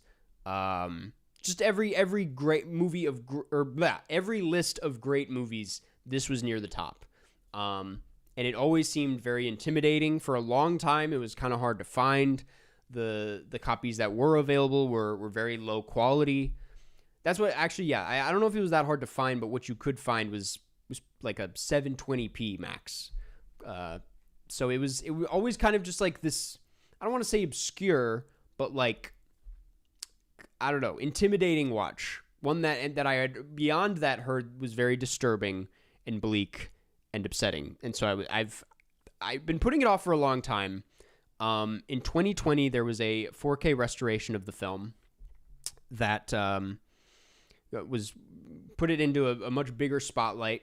That, I think, coupled with Letterboxd and people discovering it through there, with the added bonus of it being added to the Criterion Collection, has just given it this new reputation where a lot of people have seen it now. I remember, like, and this is just, I think, because of the size of the app and not of the movie, but, like, when I first signed up for Letterboxd and I first discovered this, I remember it had, like, 20,000 logs or something like that. So it did feel at the time, like, kind of obscure. And now it's at, like, 500,000. Like, it's a lot of, I don't know, it just seems like it's become such a must-see and such a talked-about film. I've seen so much about it and read so much about it and heard so much about it for so many years now. It was crazy. I can't remember the last time I watched something where I went in already recognizing a lot of its most iconic images. Like, I've seen this kid's face so many times online, always accompanied by someone being like, this movie will fuck up your entire life. Like, just stuff where it's like, this is the most disturbing movie of all time, yada, yada, yada. So, you can understand why I was, like, a little hesitant to jump into it, just because it did seem quite heavy. For some reason, all these years, I thought it was, like, a 3-hour beast. It's only, like, 2 hours and 20 minutes, and I will say it goes by pretty fast, in a weird way. Like, it's anything but an easy watch, but the nature of this film and the way it's told, you kind of do lose sense of time when you're watching it, and so it has a really interesting pace in that way. Before I go too far, I'll read the synopsis. The synopsis reads: The invasion of a village in Belarusia by German forces sends young Floria into the forest to join the wary resistance fighters against his family's wishes. There he meets a girl, Glasha, who accompanies him back to his village. On returning home, Floria finds his family and fellow peasants massacred. His continued survival amidst the brutal debris of war becomes increasingly nightmarish, a battle between despair and hope. It is based on a 1971 novel called Katyn, as well as a collection of survivor testimonies, of which one of the co-writers of the film was also a co-author of. That co-writer, Alice Adamovich, did fight in this war as a teenager. He brought a lot of his own experience and memory to this film. So you get a very kind of vivid and raw depiction of what it was like. And that's kind of a spoiler in the synopsis. Can I just say, I don't really know if this is a movie that can be properly spoiled. like sort of, yes.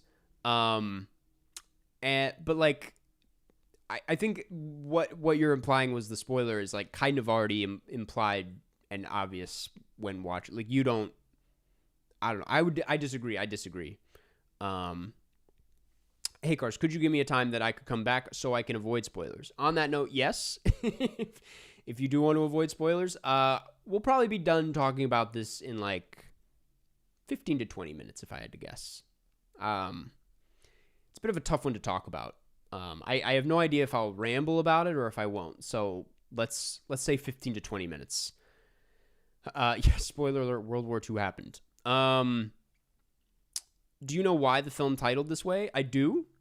I was watching an interview that came with the Criterion copy with Klimov, who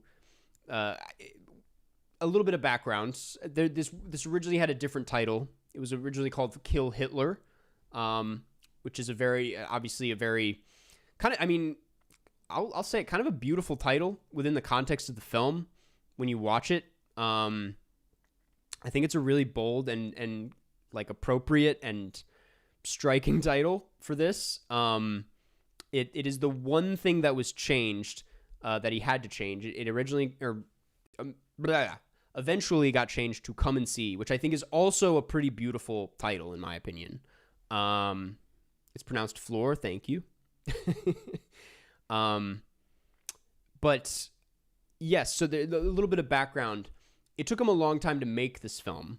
It took a long time to go into production because the script, the Soviet Union just, they wouldn't allow him to make the script. It was too, it was a little too much, we'll say. And there were also a couple other things that were happening in his personal life with his wife passed away. And it took him like, I believe 8 years altogether to actually get this film made past all the censorship laws and to make it his way. And yeah, the title is the only thing that I know of that he actually ended up changing. And yeah, it's a heavy one.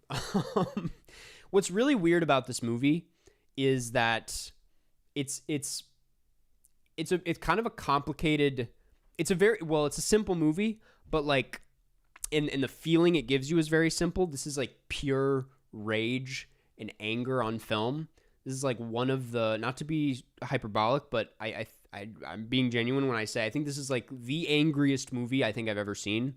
The only other one that I can think of that kind of comes close is like La Haine, but even that feels like a bit toned down next to this. I mean, it's a movie where it's like everything else kind of gets stripped away in service of capturing just the absolute hatred, not hatred, but like, I mean, yeah, hatred and anger and tragedy of the situation.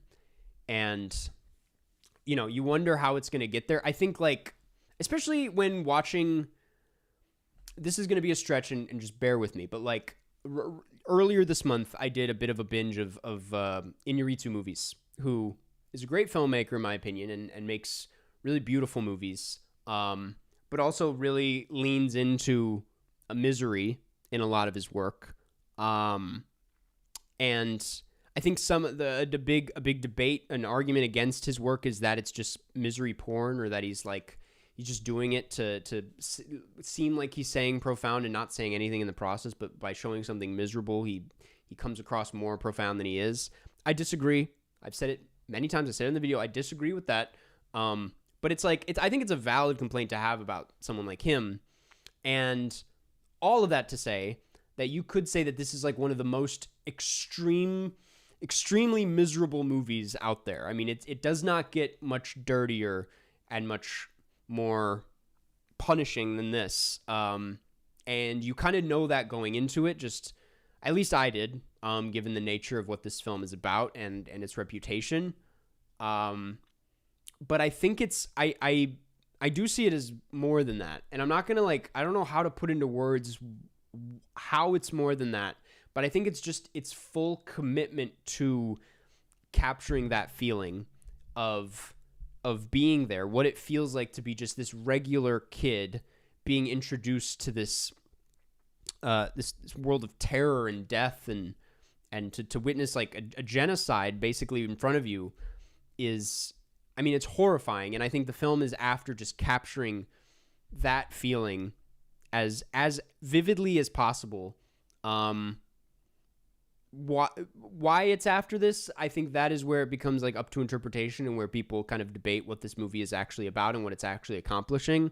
I think there are maybe some valid critiques of like what does this accomplish, but I also think that's a argument that I think comes up with any anti-war film where it's like, oh yeah, sure, war is bad. Like, tell me something else. But like this feels just that it's like, it feels like a step lower than an anti-war film. Like it's not even trying to be a movie at all. Like it's just, I hate. I'm not gonna say it. I was gonna say it's like more of an experience, which is such a stupid way of putting it. But like, that's kind of what it feels like. It kind of feels like you're like in this situation. You're in these places. You can feel the mud and smell the smoke, and the faces these characters make are so intense and so like it's you can't help but like, I don't know, be there with them. It's a hard one to talk about if you can't tell, but like it really puts you through hell and back. And I think what's really moving is where the film ends up is, you know, you go through all of this and then there's this amazing, like masterfully cut montage in the end,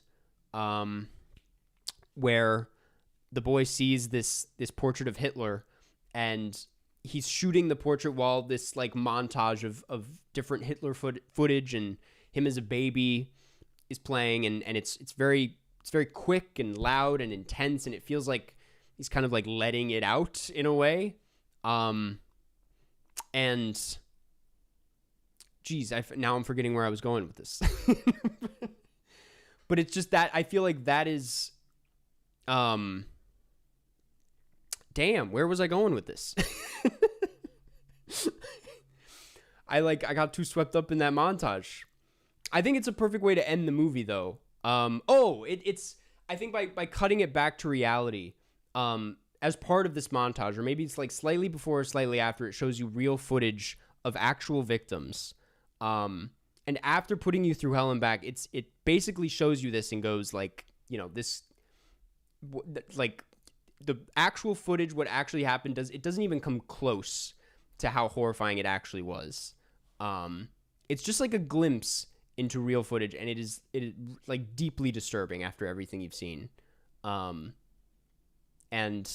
yeah, I thought it was just, you know, it is really simple. When you break down this movie, there's only like a handful of scenes, and it's not a terribly complex film to follow structurally.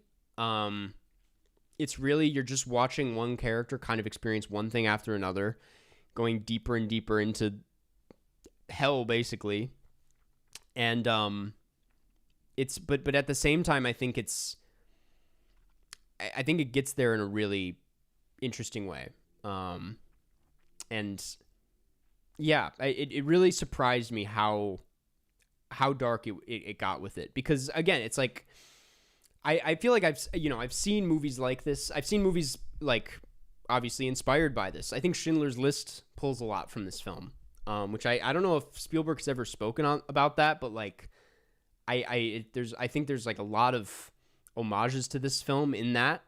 But it's like, I think that's going back to like the anti-war thing. It's like, it's a genre that feels a little constrained and is a little controversial by nature of like, well, you're showing war on film, and in a certain sense, it glamorizes it by just being on film. And it's really hard to avoid that. But I think this does the impossible and really, and I also, for the record, there are anti-war films that I think are masterpieces and get away with this and don't glamorize it by any means. But this is like it just feels like it's on another level, you know? It's really on another level.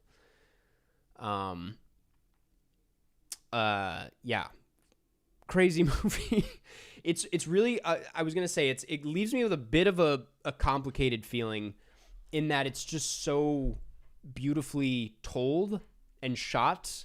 I mean, these images themselves, I don't know if the filmmakers would take this as a compliment.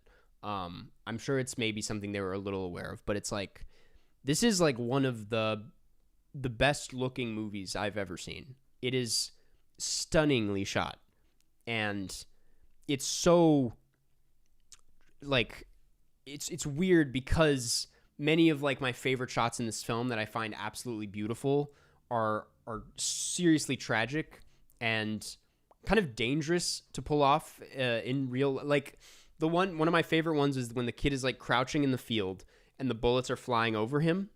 Looked it up. Apparently those were real bullets,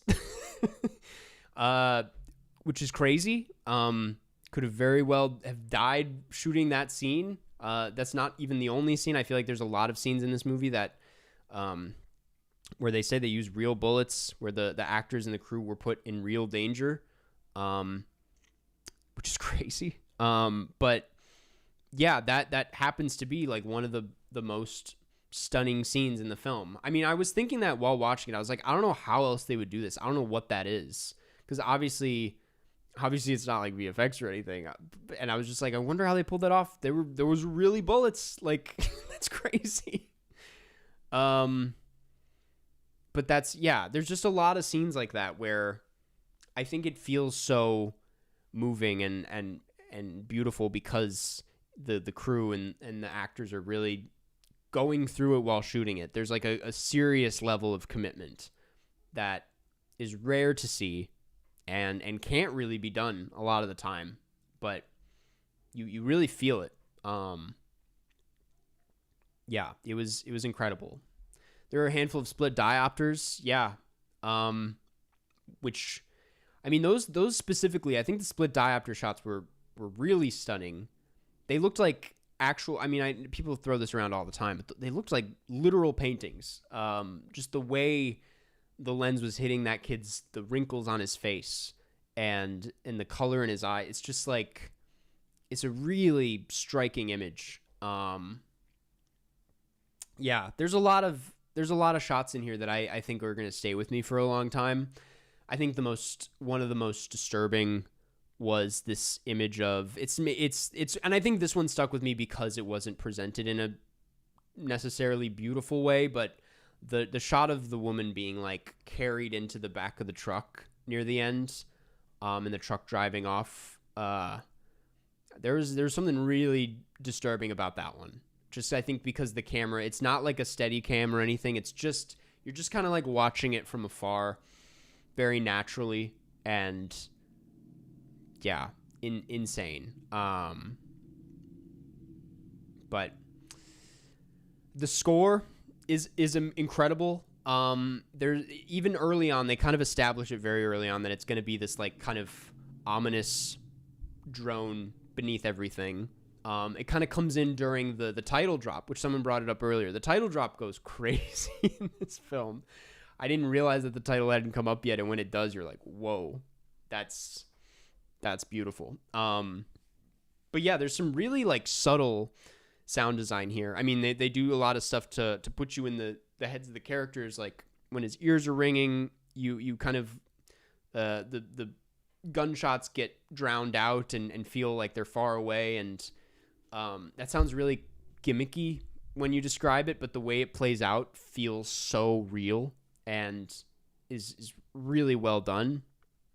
I think the sounds in the montage in the end are there's like very faint screams that are so disturbing. I honestly, I think the way that it's a lot of this is just an ambient drone, and the way that faintness is used in the mix. I see a lot of I'd imagine the zone of interest and the sound design there pulled a lot from this. It brought a similar sense of kind of like empty void feel that I thought was really effective. And like Cure, yeah, sure, fuck it, throw in Cure. I mean, it kind of does have a similar soundscape to Cure, and it's very minimalist, but like it's like it could be so faint, but because there's like so many different textures and sounds happening in what is just like a simple drone, it feels really heavy. It feels uncomfortable to listen to.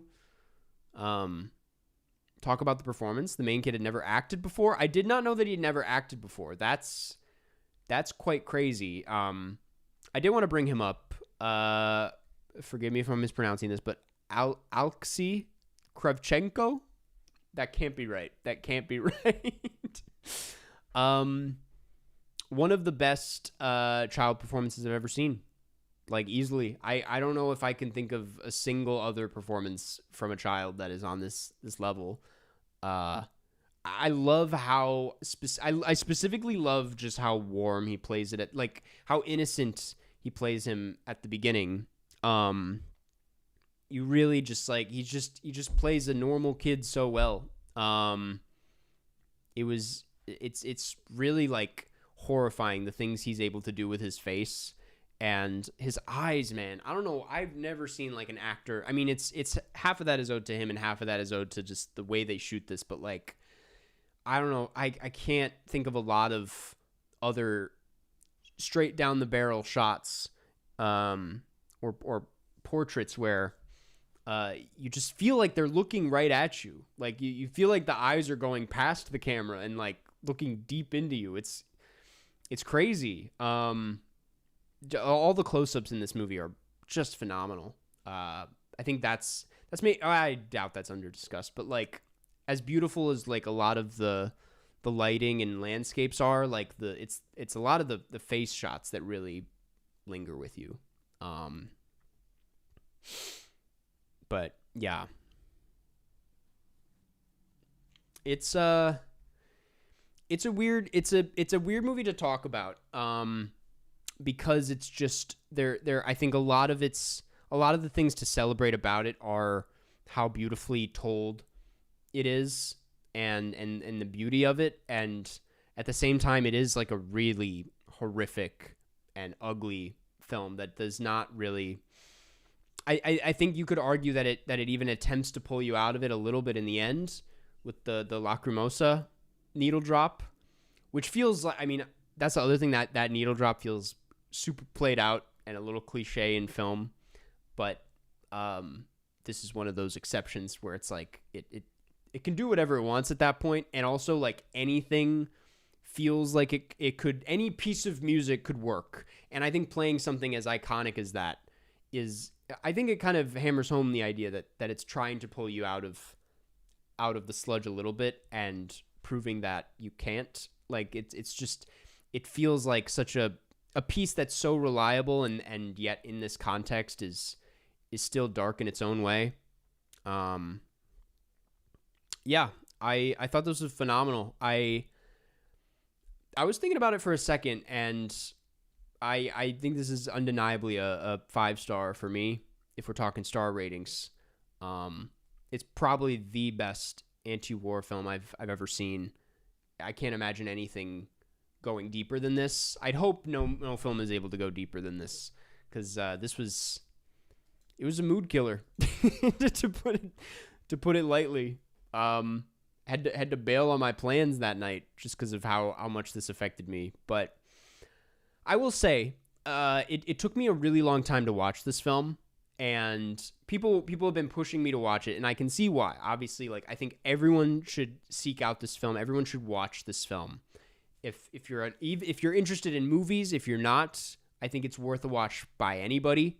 But like, let this one find you. You know, let this one kind of let it be something you're ready for, because I don't think this is one you can just jump into. Don't treat it as like one of the great movies you gotta like. Don't binge all the great movies in a short period of time. Like, try and come at this one when you're ready for it. If you're nervous to jump into it, you should be, because it really is that guy. But yeah, I'm really glad I finally checked it out. I'm glad I was kind of forced into watching it because of the broadcast, but it's definitely an essential. Definitely one that I don't think I'll ever be able to shake from my mind. I watched it with my dad. It's not inappropriate to watch it with a parent. It's maybe even like a little comforting to watch this with someone else. But that's a heavy family watch. Anyway, we are not spoiling anymore. We are no spoilers. No spoilers.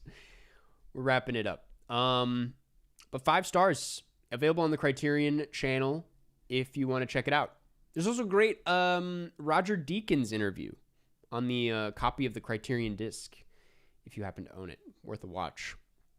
It's funny. He tries to like talk about 1917 again.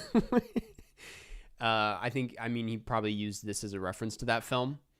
And I don't hate 1917. I think 1917 is a great movie, but very different. very, Very different than what we have here.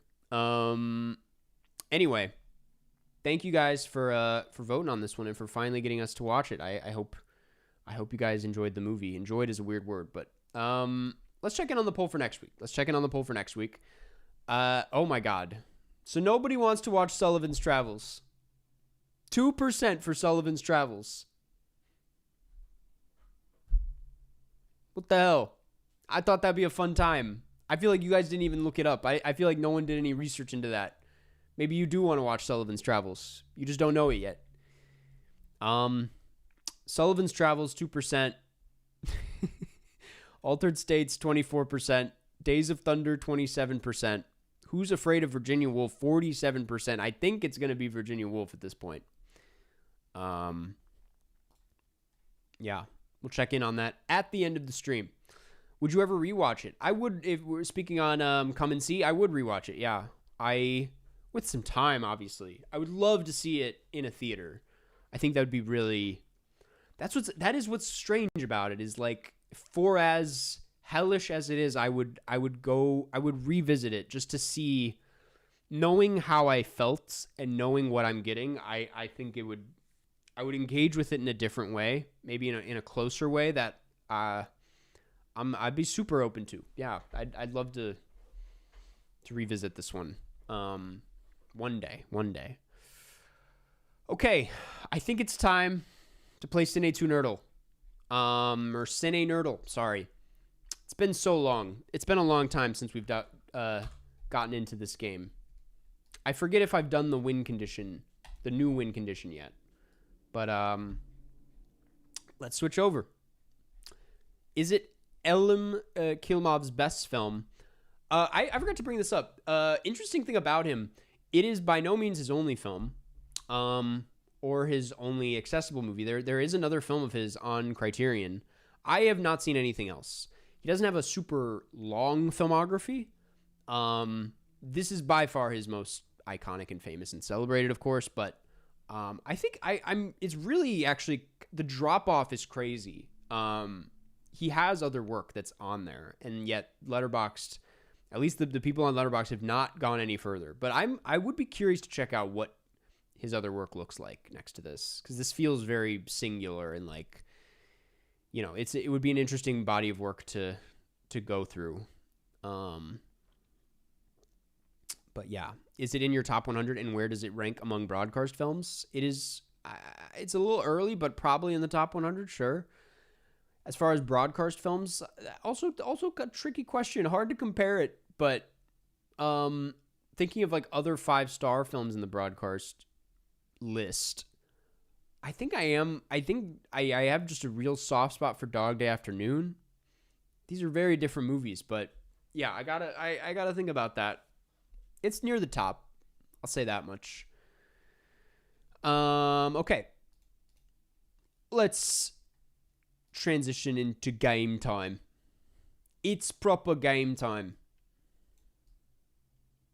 Sorry. CineNerdle.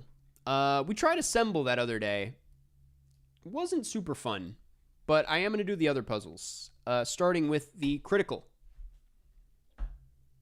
Guessing the movie based on the Letterboxd review. 2.5 stars by Jay. Jay, by the way, designed the Rancho Mirage poster. Beautiful poster. On-screen talent, 5,000. Production costs, 12,000. Black tar for blank hair. Dude, I've seen this review. Wait. 5 million, lighting 100, score 40. Someone who is good at the economy, please help me budget my film, please. I've seen this. Oh my God. Black tar for actor's hair. I want to say it's like a Tim Burton movie. I don't feel confident about this.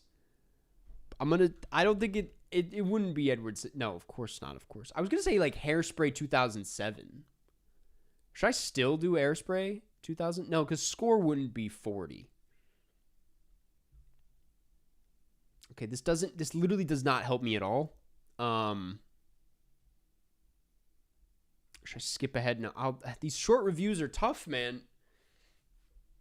I'll go the next 3-star. Why didn't they just print more money? Oh my god, it's like... this was literally at the top of my... why didn't they just print more money? Man, fuck capitalism. Black tar for actors' hair. 5 million.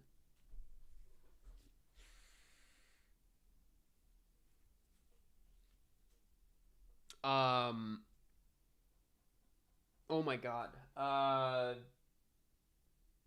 This is killing me. I need one more. Let's get a long one. A frequently hilarious crime movie where the American economy is the corpse, the entire financial system is the culprit, and the detectives all have bets on the body dropping. A frequently hilarious crime movie where the American economy is the corpse, the entire financial system is the... Oh! No. No. It couldn't be. The detectives.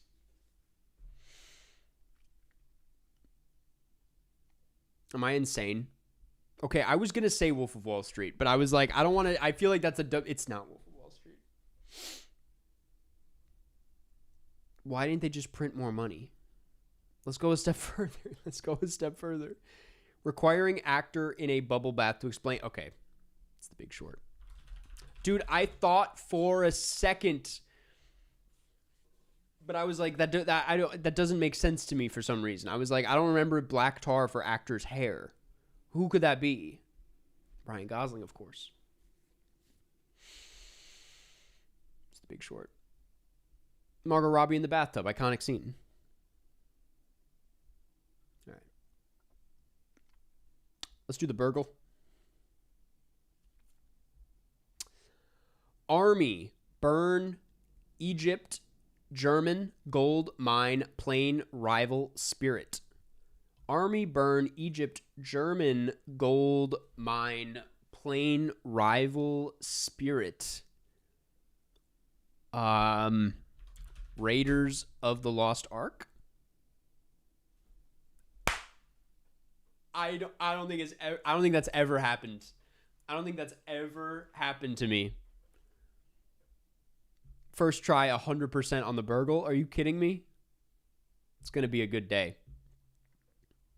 That was a pretty easy one, I'm not going to lie. But a Scottish warrior leads a rebellion in America to find the legendary Templar treasure in Africa in a Best Picture winner. Brad Pitt is at war with Diane Kruger and Sean Bean in Germany, directed by Ridley Scott, in a tank with John Bernthal and Michael Pena, with Orlando Bloom and Eric Bana. Nicolas Cage is on a hunt. Josh Hartnett is at war against King Edward of England with Brian Cox and Brendan Gleeson. This is going to be a disaster. I don't think I've seen any of these movies. Brad Pitt is at war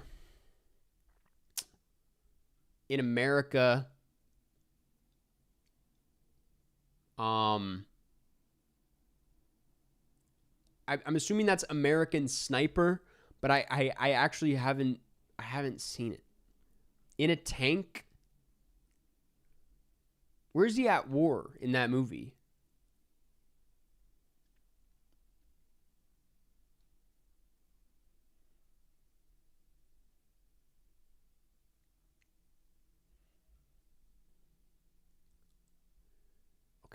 Okay. Wait, we're getting somewhere with this. Nick Cage on a hunt to find the treasure. Oh my god, it's right there. In America? That's National Treasure, of course. And then Brad Pitt is at war. Not directed by Ridley Scott. It's Clint Eastwood, right? Josh Hartnett is at war. They can't be at war together. Maybe Brian Cox? No, Brian Cox and Brendan Gleeson would be Scottish warrior. Yes. Okay, we're just putting together, and then that's probably... No, it's not. In Germany, nope. Um, wait. Oh my God. Switch those? Nope, that's not gonna work. This is killing me. 6 swaps left. We got this. Think. Maybe that's a Best Picture winner. Braveheart. I haven't seen it. And then those. And then Diane Kruger and Sean Bean. Brad Pitt is at war with Brian Cox and Brendan Gleeson. It's Black Hawk Down and Fury. I stand by the fact that I've only seen National Treasure. Josh Hartnett? Nope. Orlando Bloom? Troy. I haven't seen Troy. Listen, buddy, you suck. Listen, for someone who hasn't seen the movies, I cooked. Actually, I kind of cooked, dog. I think it's more impressive when I can do it without seeing the movies. When you think about it. Saving Private Ryan, Interstellar, Children of Men, The Wolf of Wall Street, Spider-Man No Way Home, Apollo 13, The Martian, Contact, Doctor Strange, Toy Story, Catch Me If You Can, The Odyssey, Tropic Thunder, Backrooms, Onward, Uncharted. Very interesting.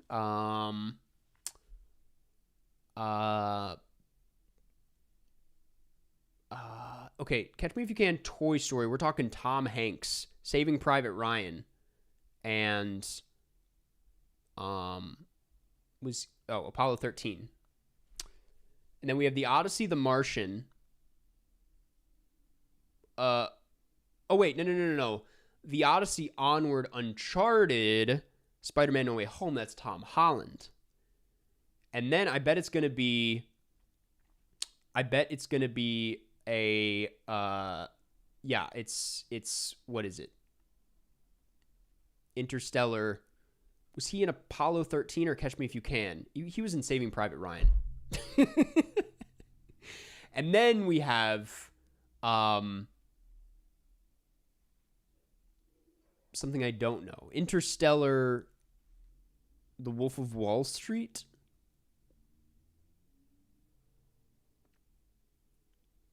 Why am I blanking on this?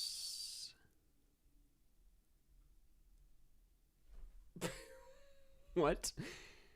Okay, all right. Okay. I was like, I'm pretty sure he's in. I knew he was in The Martian and Backrooms, but I don't remember him in Children of Men or Doctor Strange.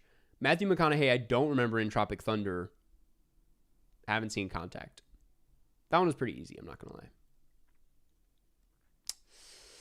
lie. Okay.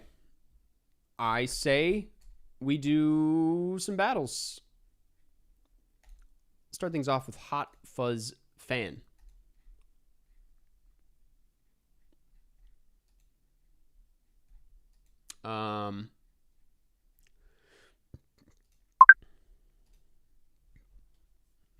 I see you, Kluik. I'll get to you after this. And then Smotty. Did you know that Come and See was Klimov's final film? I did not, but I kind of assumed it was, based on the conditions it took to make it, and he died not too long after. Christian Bale, we're gonna do Vice.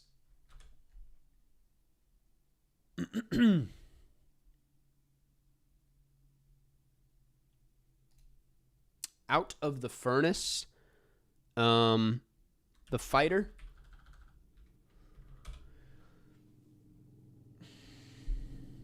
The Pale Blue Eye. Christian Bale, Third Strike, Opportunity. It's going to be... wait. Misspelled that one. I don't know who else is in this, so if you skip on this, I'm screwed. Good Time. Nice. Good Time. Hit you with... I'm gonna go, Are You There, God? It's Me, Margaret. Speaking of Benny Safdie. Quick poll update. I doubt it's changed, but I'll check it in a second.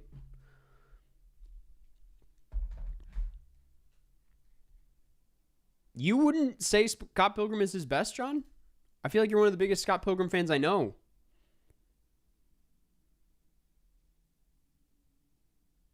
The Edge of 17. Who's in this again? Miles Teller? Thinking of a different one. I don't know who else is in The Edge of 17. He would pass away 2 decades later. Okay, my bad. My timing was off. For some reason, 80, 84, 85, and 2003 was not that far off, but that is fully 2 decades later. You're right. Across the Spider-Verse. Mandy? Nope. I knew the cast, but I just used that to get a little extra time.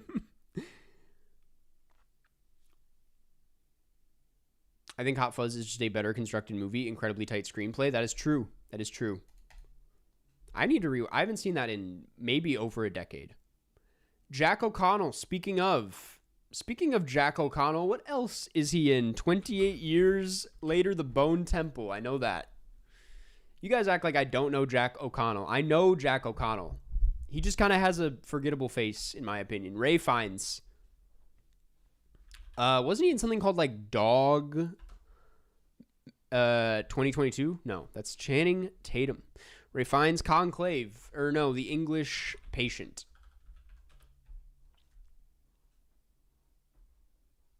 Using cast on Spider-Verse is crazy. I thought Nick Cage was in Across the Spider-Verse. Apparently he's not. Juliette Binoche, it's going to get ugly in here. The Taste of Things.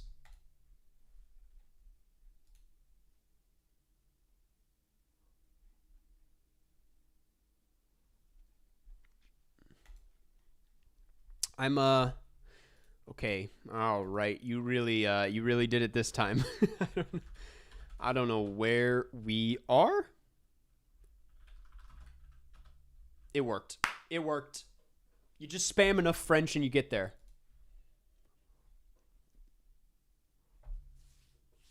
Okay, I might have this.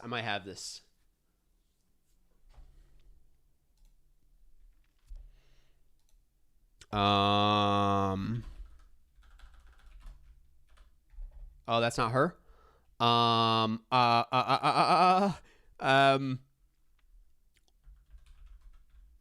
The Mustache.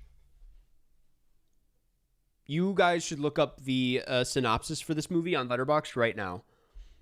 Go to Letterboxd and look up The Mustache with Vincent Lindon. It's a good one.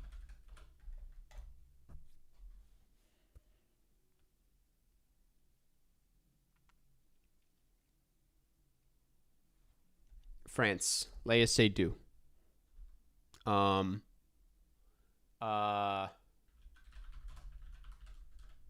Those movies are not out yet. The Beast. I'm scared. I'm actually terrified. Yeah, good game.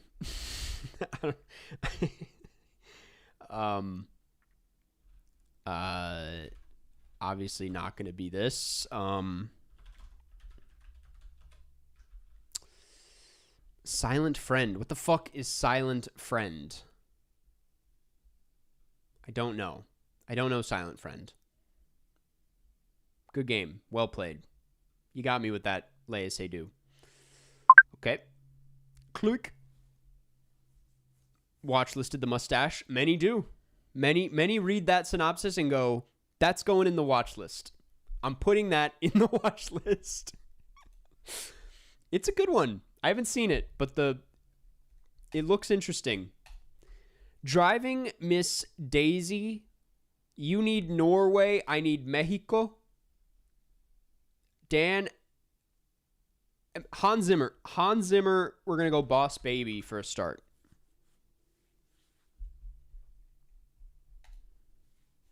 Free on Tubi? It's such a Tubi movie. You can definitely find The Mustache on Tubi, of course.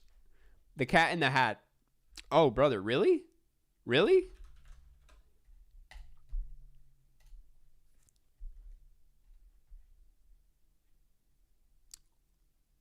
What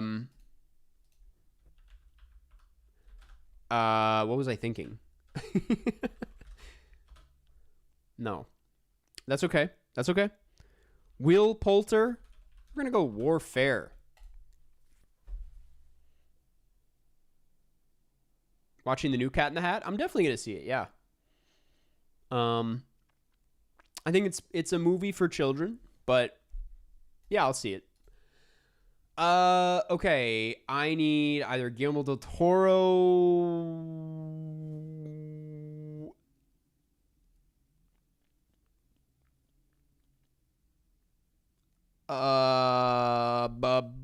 Barbie. No.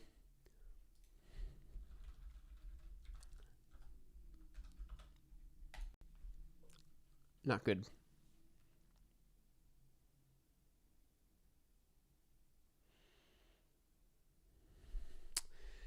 Ex Machina. Ex Machina. Oscar Isaac.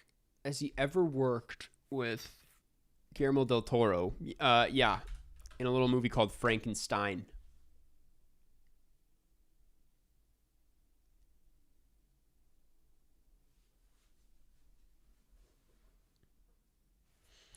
The Last King.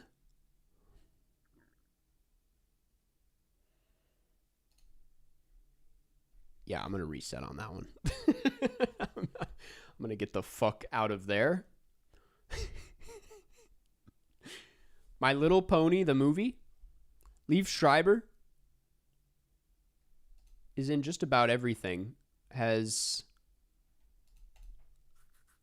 on the off chance. Nope. Well, we're going to go with the Day Trippers in the meantime. I'm going to hit you with a block because I don't know what you know about Liev Schreiber that I don't.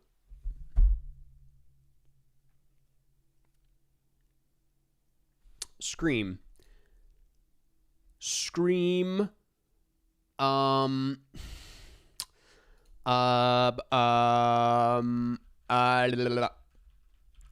it. SLC Punk. Movie I still haven't seen. Another classic Letterboxd watch list movie that ends up in the watch list and rarely gets watched. Will you see the Moana remake or not? Oh, the message was deleted before I could read it, man. I was interested in that one. I'm not gonna see it probably. James Duval. Maybe someone. This is the 90s. Maybe someone was in Y Tu Mama Tambien. You never know. Okay, maybe if I could type. Nope. Doom Generation it will be then. What'd you think of the Frankenstein Criterion? It's not. I don't really care at the end of the day. But the thing I always have mixed feelings when it's like these Netflix movies because yes, it's like it's not maybe what I would consider worthy of the Criterion collection. But also I think stuff that would otherwise die on a streaming service getting a physical media release is kind of exciting. And so I'm like, I'm happy that people can own Frankenstein if they want to. It's also someone like Guillermo del Toro. Like it just makes sense. It just makes sense. Brick.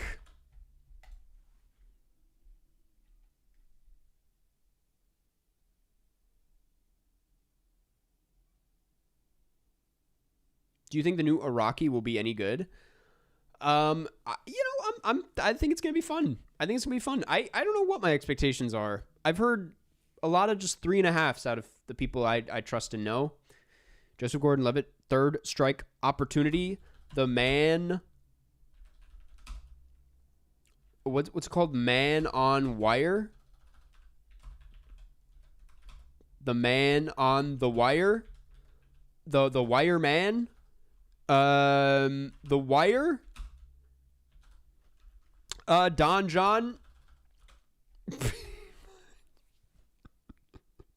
What's it called? The one where he's on the wire. It's not Brick. It's not Brick.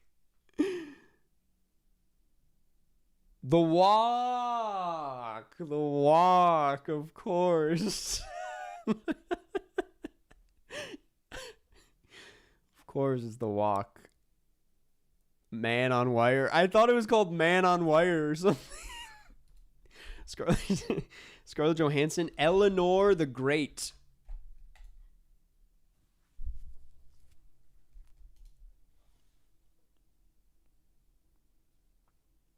Jojo Rabbit. Jojo Rabbit. Interesting movie. Was that not? Okay. Taika Waititi.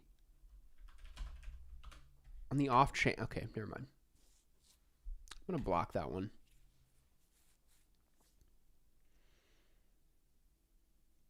I was just describing the movie. Okay, that's where I got Man on Wire. Is there the documentary is called Man on Wire. Thank you for that. That really it's a better look. Matt Damon, Alfonso Cuarón. Does it exist? Don't think so. But I am going to take us to Ocean's. This is risky, actually. Suburbicon. Fuck it. The Martian? Who's in The Martian? Can that be used to my advantage? I don't think so.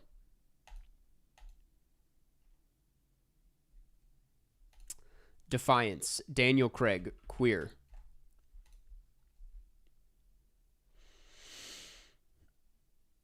Can we just say so many people stayed for games today? This is what happens when we don't play Baba Is You. But let me just be straight.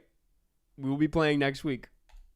Let me keep it real. We will be returning to Baba Is You next week. There's nothing you can do to avoid it. Quantum of Solace.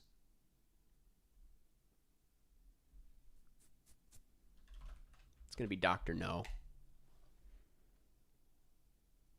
I'm so much happier this week. Oh, that's what I was going to say is in my free time, and I told myself I wasn't going to do this, but no one's going to believe me, but John got the text. Okay, we're getting fucked. I played Baba Is You over the weekend by myself at home. Did a lot better than I do on stream. I would just want to say that streaming on top of trying to figure out these puzzles, it just adds another level of difficulty to the whole thing. Melancholia. Are you kidding me, man? They throw me Melancholia when this guy has Norway? It's going to be Vox Lux with a brick. I didn't even mean to do Vox Lux. I didn't know Brady Corbet was involved. I meant to do Lux Eterna, but they gave me Vox Lux anyway. Natalie Portman. I'm really running out of... We're going to do Closer.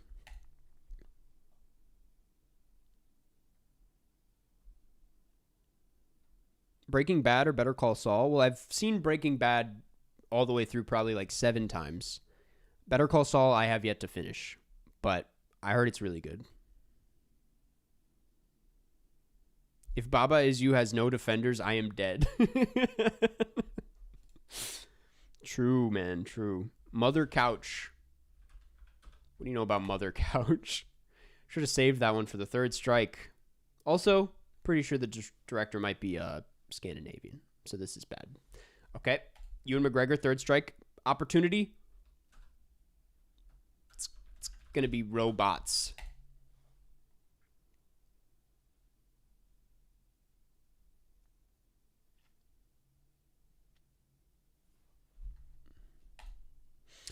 Flubber.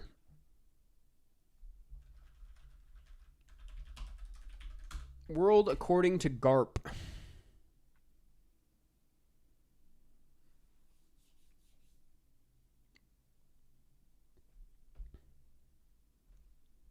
I've drank no water this whole stream. What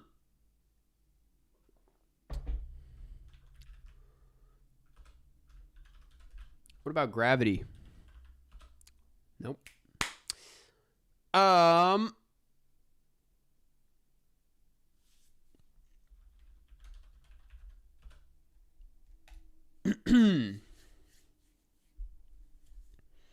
Just realized you're out of escapes. You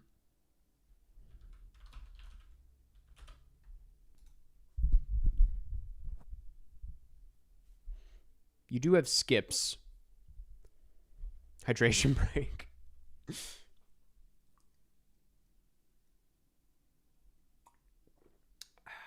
What's harder? Streaming Baba Is You on stream? Playing Baba Is You on stream, or competing in the World Cup? That's my question. Yep. All right. I don't know who else is in this movie. Did I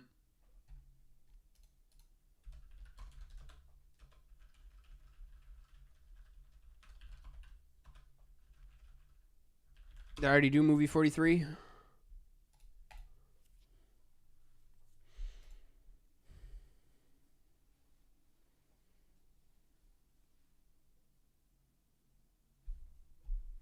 Johnny Depp. Johnny Depp. Come on, man. Come on. It's like right there.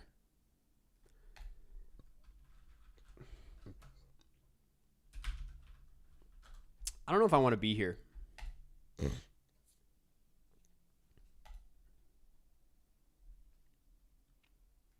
Ballad of a Small Player. Ballad of a Small Player. Tilda Swinton. Has she worked?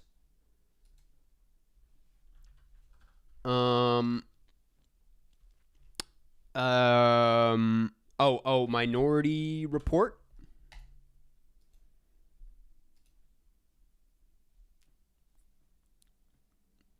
John, what's up? What's wrong, John?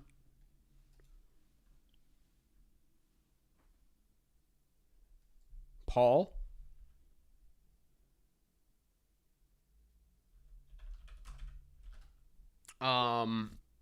Paul? Steven Spielberg? I don't think The Room Next Door would have helped me.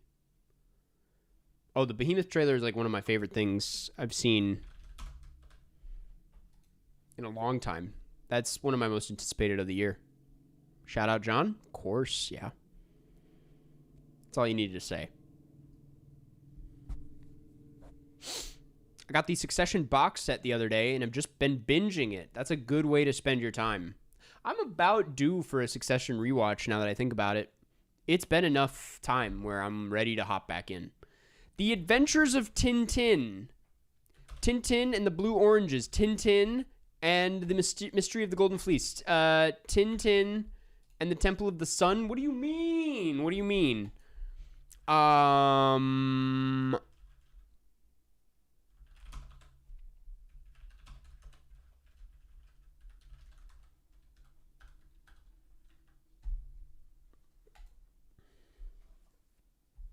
Good game.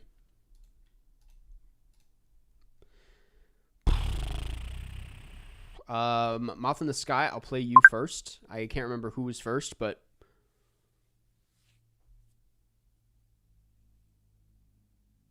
Karsten constantly mentioning Succession was the reason I watched the show.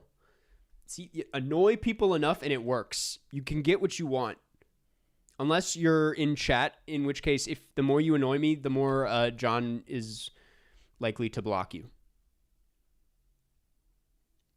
Interstellar. They need action comedy. I'll start with that. I really need to research what movies Rodrigo Prieto has shot, what movies Salma Hayek has been in, and who these other actors even are. Before I call this my win condition. The Prom. Meryl Streep. Also in Project Hail Mary. No. Also in Hoppers.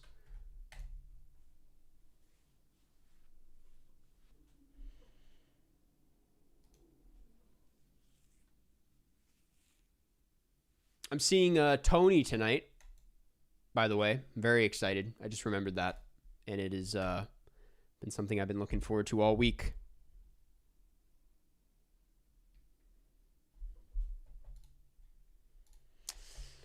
Dave Franco. Together.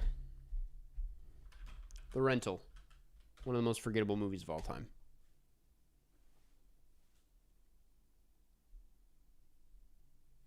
Masters of the Universe. loves Simon.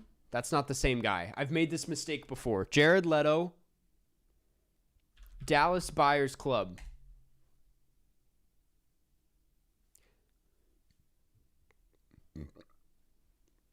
Apologies for burping into the mic just now.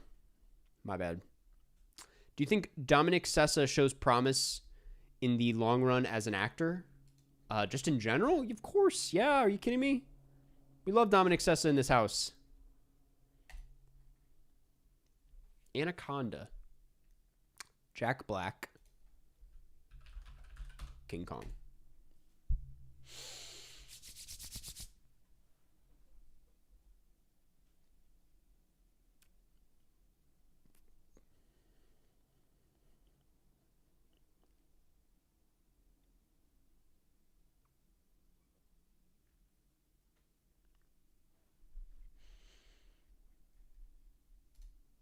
A movie that I'm in works as my win condition because of Jermaine Clement. That's crazy. I didn't know you were even in a movie. We got people in movies in chat. Jack Black, Third Strike. Kung Fu Panda, though. Who else is in Kung Fu Panda? It's going to be Dustin Hoffman, Tootsie. I don't know how you can get to action comedy through that. Also crazy that Kung Fu Panda counts as action comedy. But I guess that is literally what it is. It is a Kung Fu Panda. I'm in 2 movies. Damn. Tuner. Dustin Hoffman, Third Strike, Opportunity. Not really at all a Third Strike. But I'm going to block that just in case. I don't know what you know.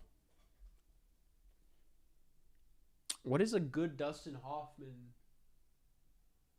I guess The Graduate could have worked. Florence Foster Jenkins. Uh-oh. We're dealing with a real streep head. Have we already played Hoppers? Guy who only knows Meryl Streep from Hoppers. Fantastic Mr. Fox. We know this one. We love this one. That's going to be a block, by the way.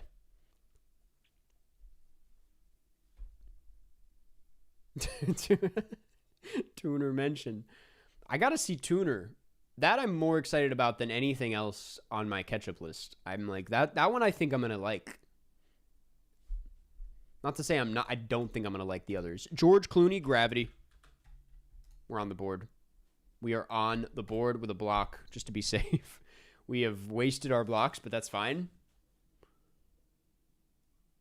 I bought the Fantastic Mr. Fox Criterion during the Barnes & Noble sale. It's a good one to own. A lot of fun supplements in that one. Bullet Train. You can't get there. You can't get there.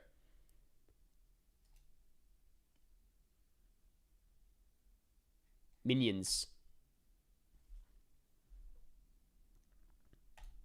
Minions. Sandra Bullock. Sandra Bullock. Who else is in the Minions movie? We don't know. No, Bird Box. Fuck it.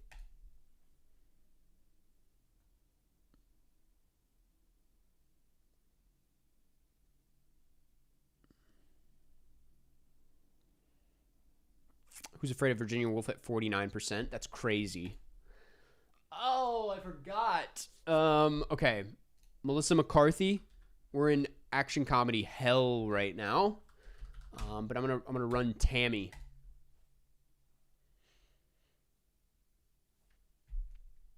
And just hope for the best here. But this is not looking good for me. I'll say that much. Yep, the Happy Time Murderers. Not good.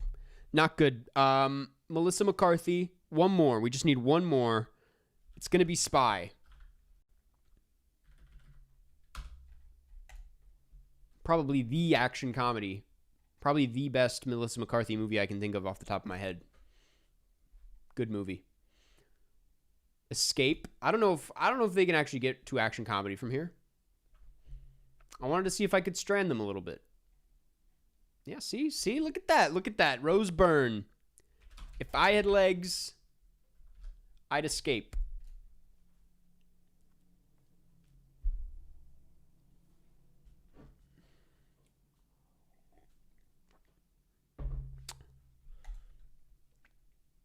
Cha-Cha Real Smooth. We're going to take you all the way down. Shithouse. Where can you go from here? What can you do with this?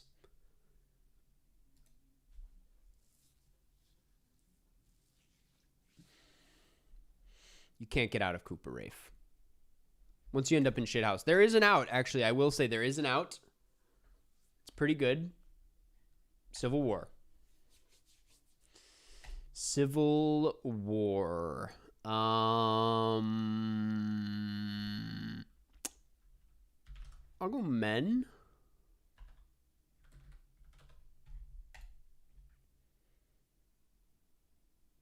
Your skips are questionable. My skips are not because I don't know anybody in the cast sometimes. Sometimes I'm just like, I don't want to be here because anywhere I go, you're going to get another point off the board. I was like, if I tried to go, here's that Rose Byrne, like known for comedies. So if I were to go down the Rose Byrne rabbit hole, that would just open up more possibilities and seeing as though I'm out of bricks.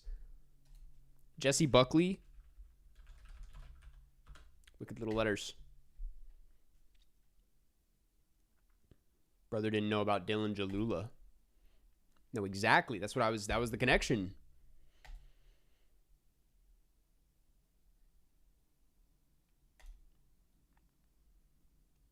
I actually saw the Moana remake today. I thought it was exactly like the OG. Don't think it was necessary. Yeah, that's what I've been hearing. Roald Dahl's Matilda the Musical.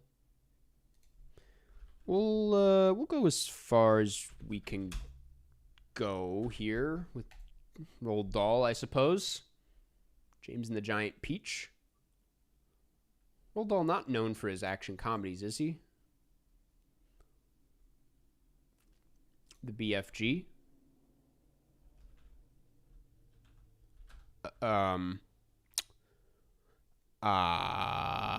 Matilda 1996. How about that?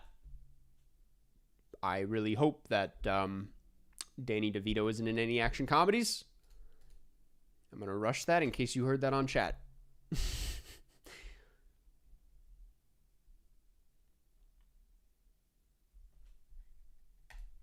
Okay, this is not good at all. Haunted Mansion. Loaded cast.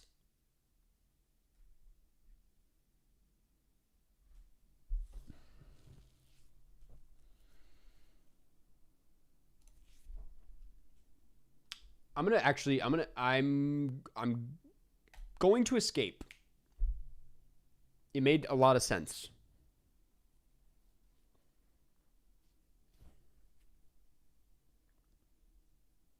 By the way, before I forget, actually, it's not in here. Never mind. I was gonna say you could call the number on screen for a movie recommendation at the end of stream. I don't have it on this panel to show, but if you go back in time on the stream, you can see the number on my face-only cam. And if you're interested in a movie recommendation, you can leave me a voicemail. Oh, Spencer. Well, you kind of gave me this one, didn't you? Oh, you blocked me. That's okay.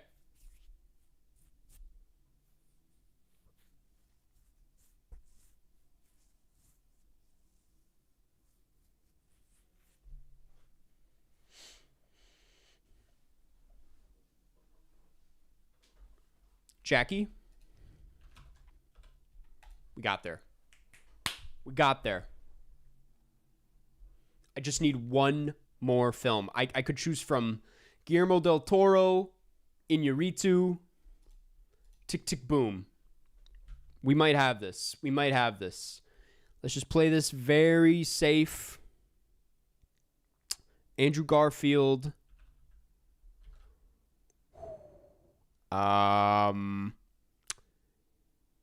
Andrew Garfield, get out.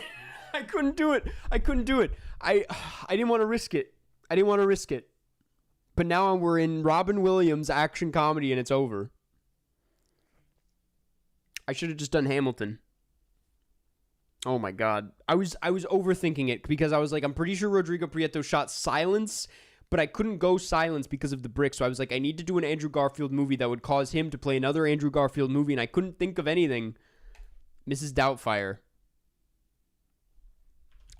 Play the one action comedy I know. That's not action. I don't think Robin Williams did a lot of action now that I think about it. We might be okay. Hey, there's the emotes. Thank you, John. The Birdcage. You think you can get me with the Birdcage? Welcome to Dick's the Musical. Perhaps should stay away from comedies now that I think about it, but...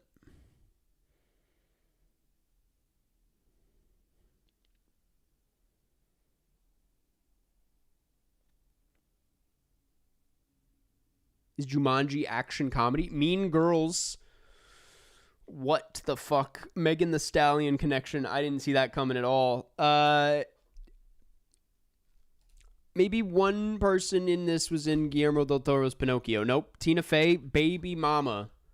Oh, man. We are playing with fire. We are playing with fire. This is not good.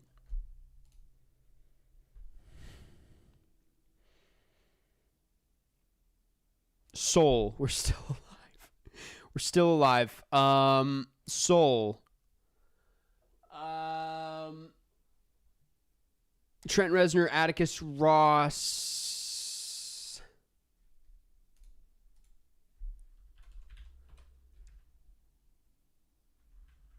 Tina Fey.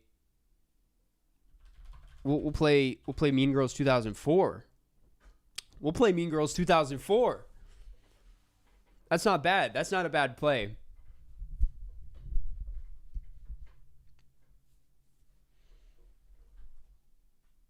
Mean Girls 2. Tim Meadows. Oh, this is bad. This is bad. Oh my god, this is terrible. Don't save it. The only way out is movie 43, and that doesn't even work. Mean Girls 2. Harold and Kumar.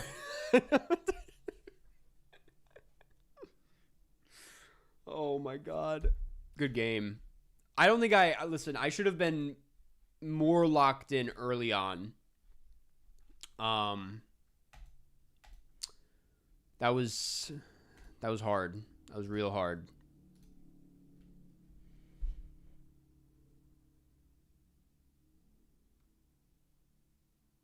I don't know anyone in Mean Girls 2. GG. Yeah, that was crazy. That was insane. All right, I got this one and maybe one other. Which director do you think would kick your ass the most at CineNerdle? Tarantino and Scorsese aside? I think Ari Aster. Every interview I've watched, he has extensive knowledge. I mean, most directors, it's like they're just familiar with cast and crews. We'll start off with a little prestige. Uni New Zealand, which includes Russell Crowe, Taika Waititi, Sam Neill, Peter Jackson, Jane Campion, Cliff Curtis,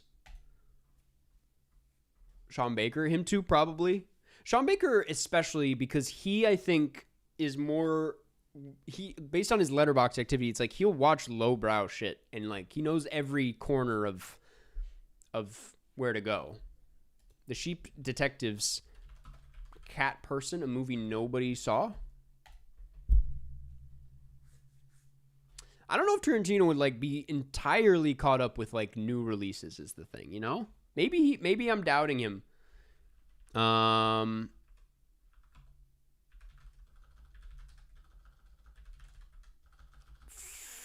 Fairyland.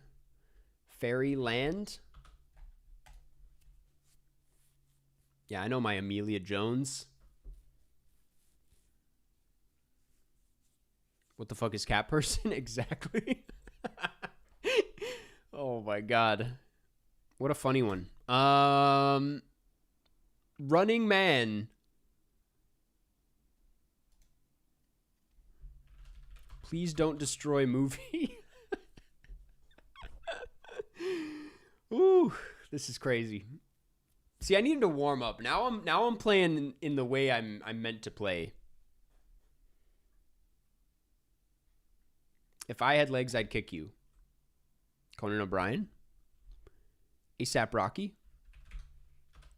You thought I was going to go highest to lowest? No, I'm going Dope.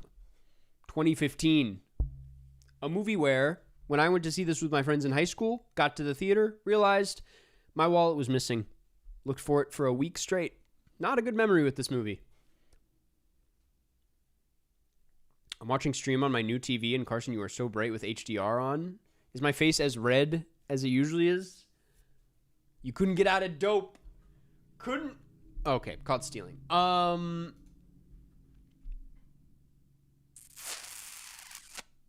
Once again, a Liev Schreiber movie. We'll take you back to Day Trippers.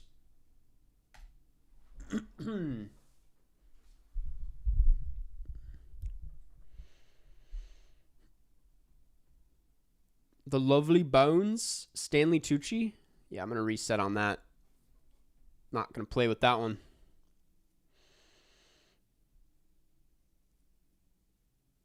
The Lovely Bones, really.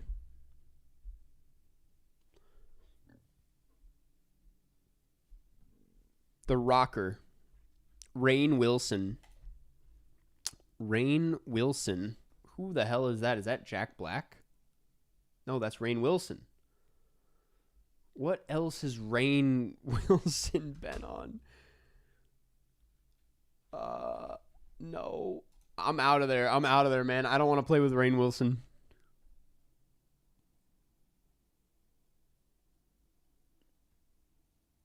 Caught Stealing was a disturbing, brutal thriller. I kind of thought it was like a good time. My main thing about that movie was it's a good time. The Man from U.N.C.L.E.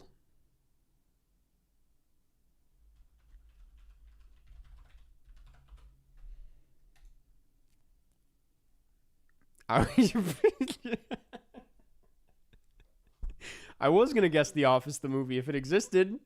Unfortunately, it doesn't. Yeah, I'm going to reset. Damn, dude. I'm getting my ass kicked. I hate this World Cup win condition. This is why we play Baba Is You instead these days. There's reasons for what I do. Breaking the Waves.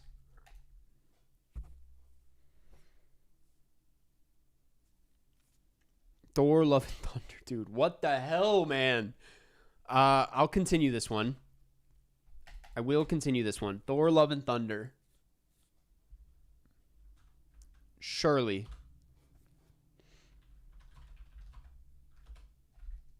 Oh my God. Jesus Christ. These are Spain movies. The Crime 101. Not good. New Zealand's kind of a... Oh my God. What do you mean?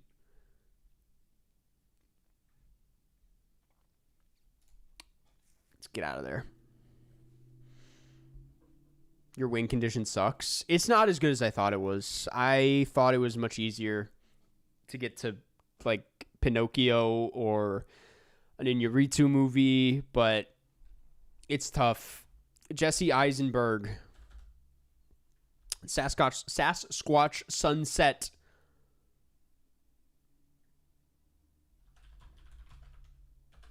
It's not even a good play at all.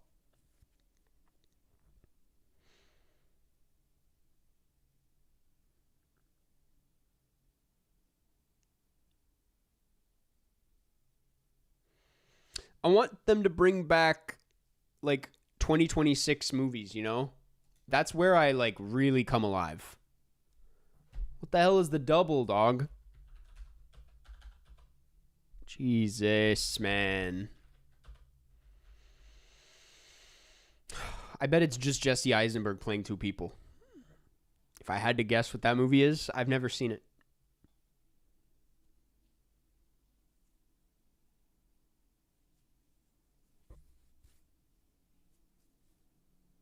Gandhi. Ben Kingsley, Sexy Beast. What are you going to do with this?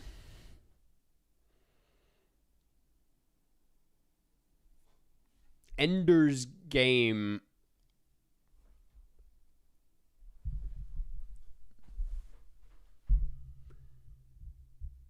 Is that Harrison Ford? By God, it is. Never seen Ender's Game. 6 days, 7 nights. Just ignoring the fact that got another point on the board.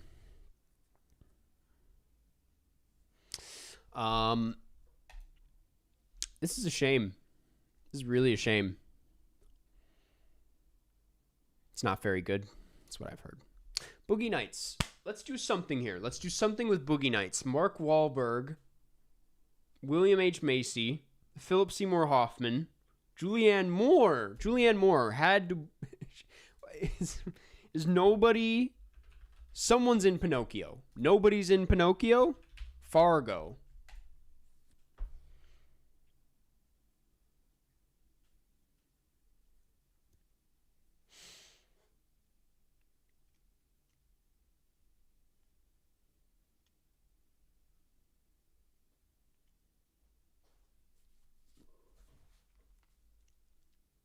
Okay, Miller's Crossing.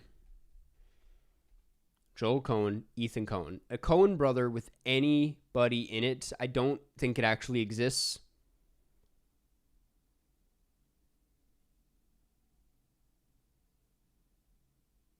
I don't think it exists. But The Room Next Door does. And I think I can do something there.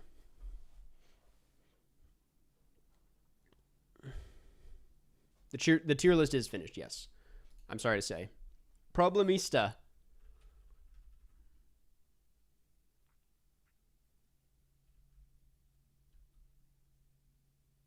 I mean, we'll do this now. And just, I'm curious what you go with after this. We need to talk about Kevin. Interesting. We'll go. We'll do what's it called? Rat Catcher.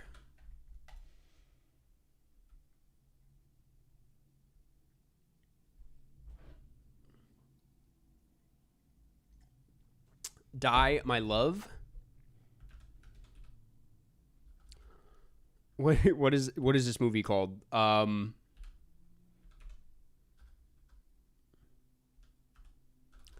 It's something weird. Morvern Caller. Sure.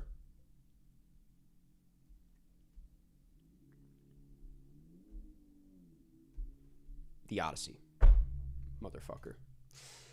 Well, The Odyssey opens me up to a lot. There's a lot of actors in this movie. Have any of them worked with anybody?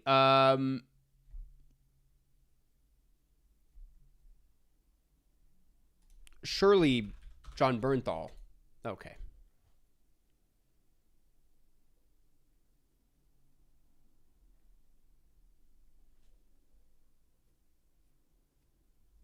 And this is a big movie. My sister is seeing The Odyssey by herself. First time she's ever been to the movies by herself, and I was walking her through it. She's very nervous. She was like, so I just show my ticket when I get there, and I was like, it's no different than when you're with people. It's the same process. I'm going to go Armageddon Time.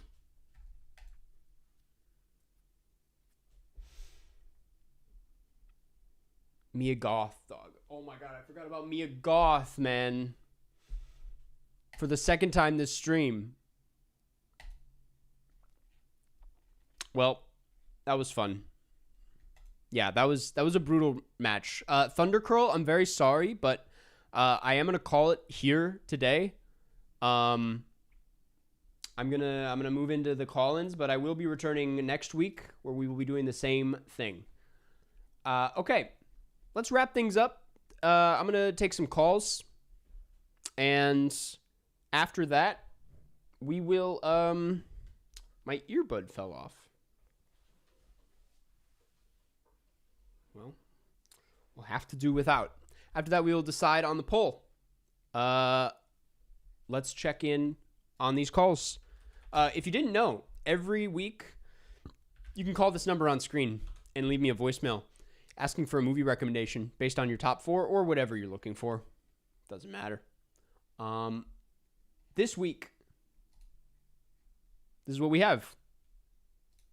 My 4 favorites are Hereditary, Nickel Boys, Kotoko, trying to remember my letterbox. And the After Sun. I guess I'm just looking for something that's very interesting to watch. Something very meaningful and profound. I'm also trying to do a movie every day, so this will probably go on the list. But yeah, that's about it. Amazing. Something meaningful, something profound. Something meaningful, something profound. Let's think on that. Immediately, when I think of like movies that set out to be that, I do think of Wim Wenders' Wings of Desire. Is I think a really profound watch that I watched semi recently. I can't remember, maybe like a year ago, 2 years ago. I mean, that's a pretty meaningful movie about life and about life on Earth.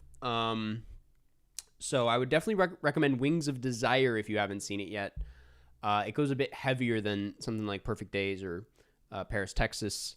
Maybe not as clean as those others, but profound. And if not that, then I would recommend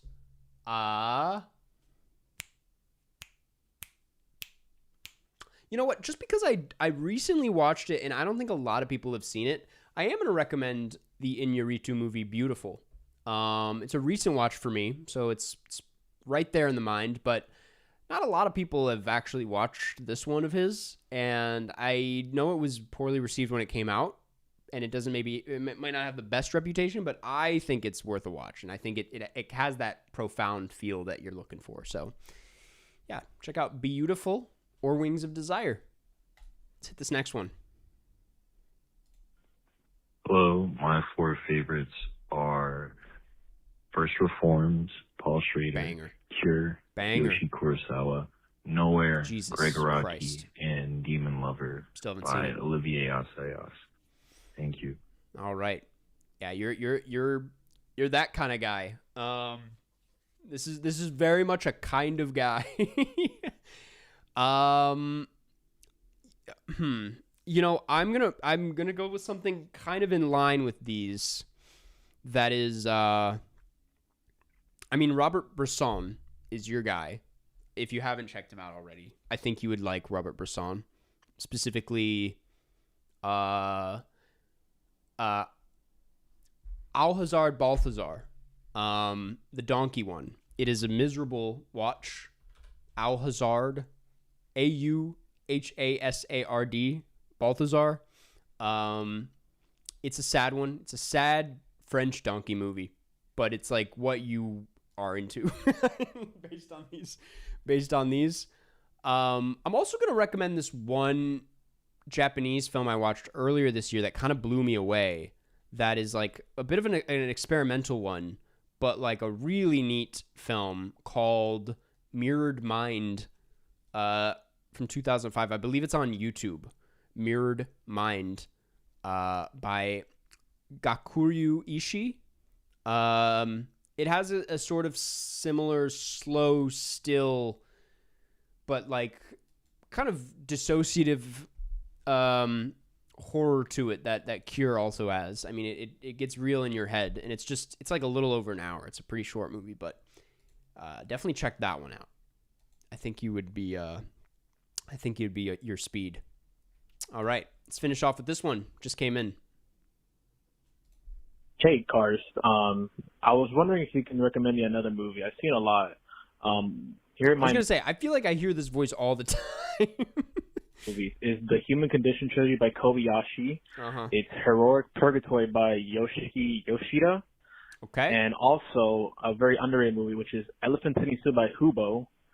Yep. And heard of another that film one. that I recently just picked up that I never heard of from the director is also Tree of Life from Terrence Malick. Of course. So something based off of these. Something based on these. Shoot. These are also heavy, dark watches. I think all of your callers are the same person. There's a theory. I was gonna say Come and See is kind of a good one. I'm not gonna recommend that though. I'm instead going to say maybe Taste of Cherry by Kiarostami. Taste of Cherry is another one of those kind of big, like, life movies that's maybe a bit on the meatier side, like feels a lot heavier, maybe a little bit more singular than something and focused than Wings of Desire, because I don't know if Wings of Desire would be your thing as much as this. This is a bit more on the dark side of things, but yeah, I think you'd like it. Anyway, that's gonna do. Cars, to update your top 4. I do need to update my top 4. It's been a second. Thank you for reminding me. Let's check in on the poll. Next week's movie is... Ow. Who's Afraid of Virginia Woolf? We're going to find out. Long time coming with this one. I'm excited to check it out. Who's Afraid of Virginia Woolf next week? Okay, that's going to do. Thanks, guys, for tuning in. It's been another great one. In the meantime, I got a new video coming out this weekend on the best movie years. I need to come up with a better title for that, but like best years of movies. It's a fun one. I had a lot of fun putting this one together. I hope you enjoy it. On top of that, also probably a new what I watched this month. No, I take that back. No new what I watched this month before. That would be too early. Yes, I think that's it. I hope you guys have a good one. I will see you next week on Wednesday at 1 p.m. Pacific, where we will talk about Who's Afraid of Virginia Woolf. Love you so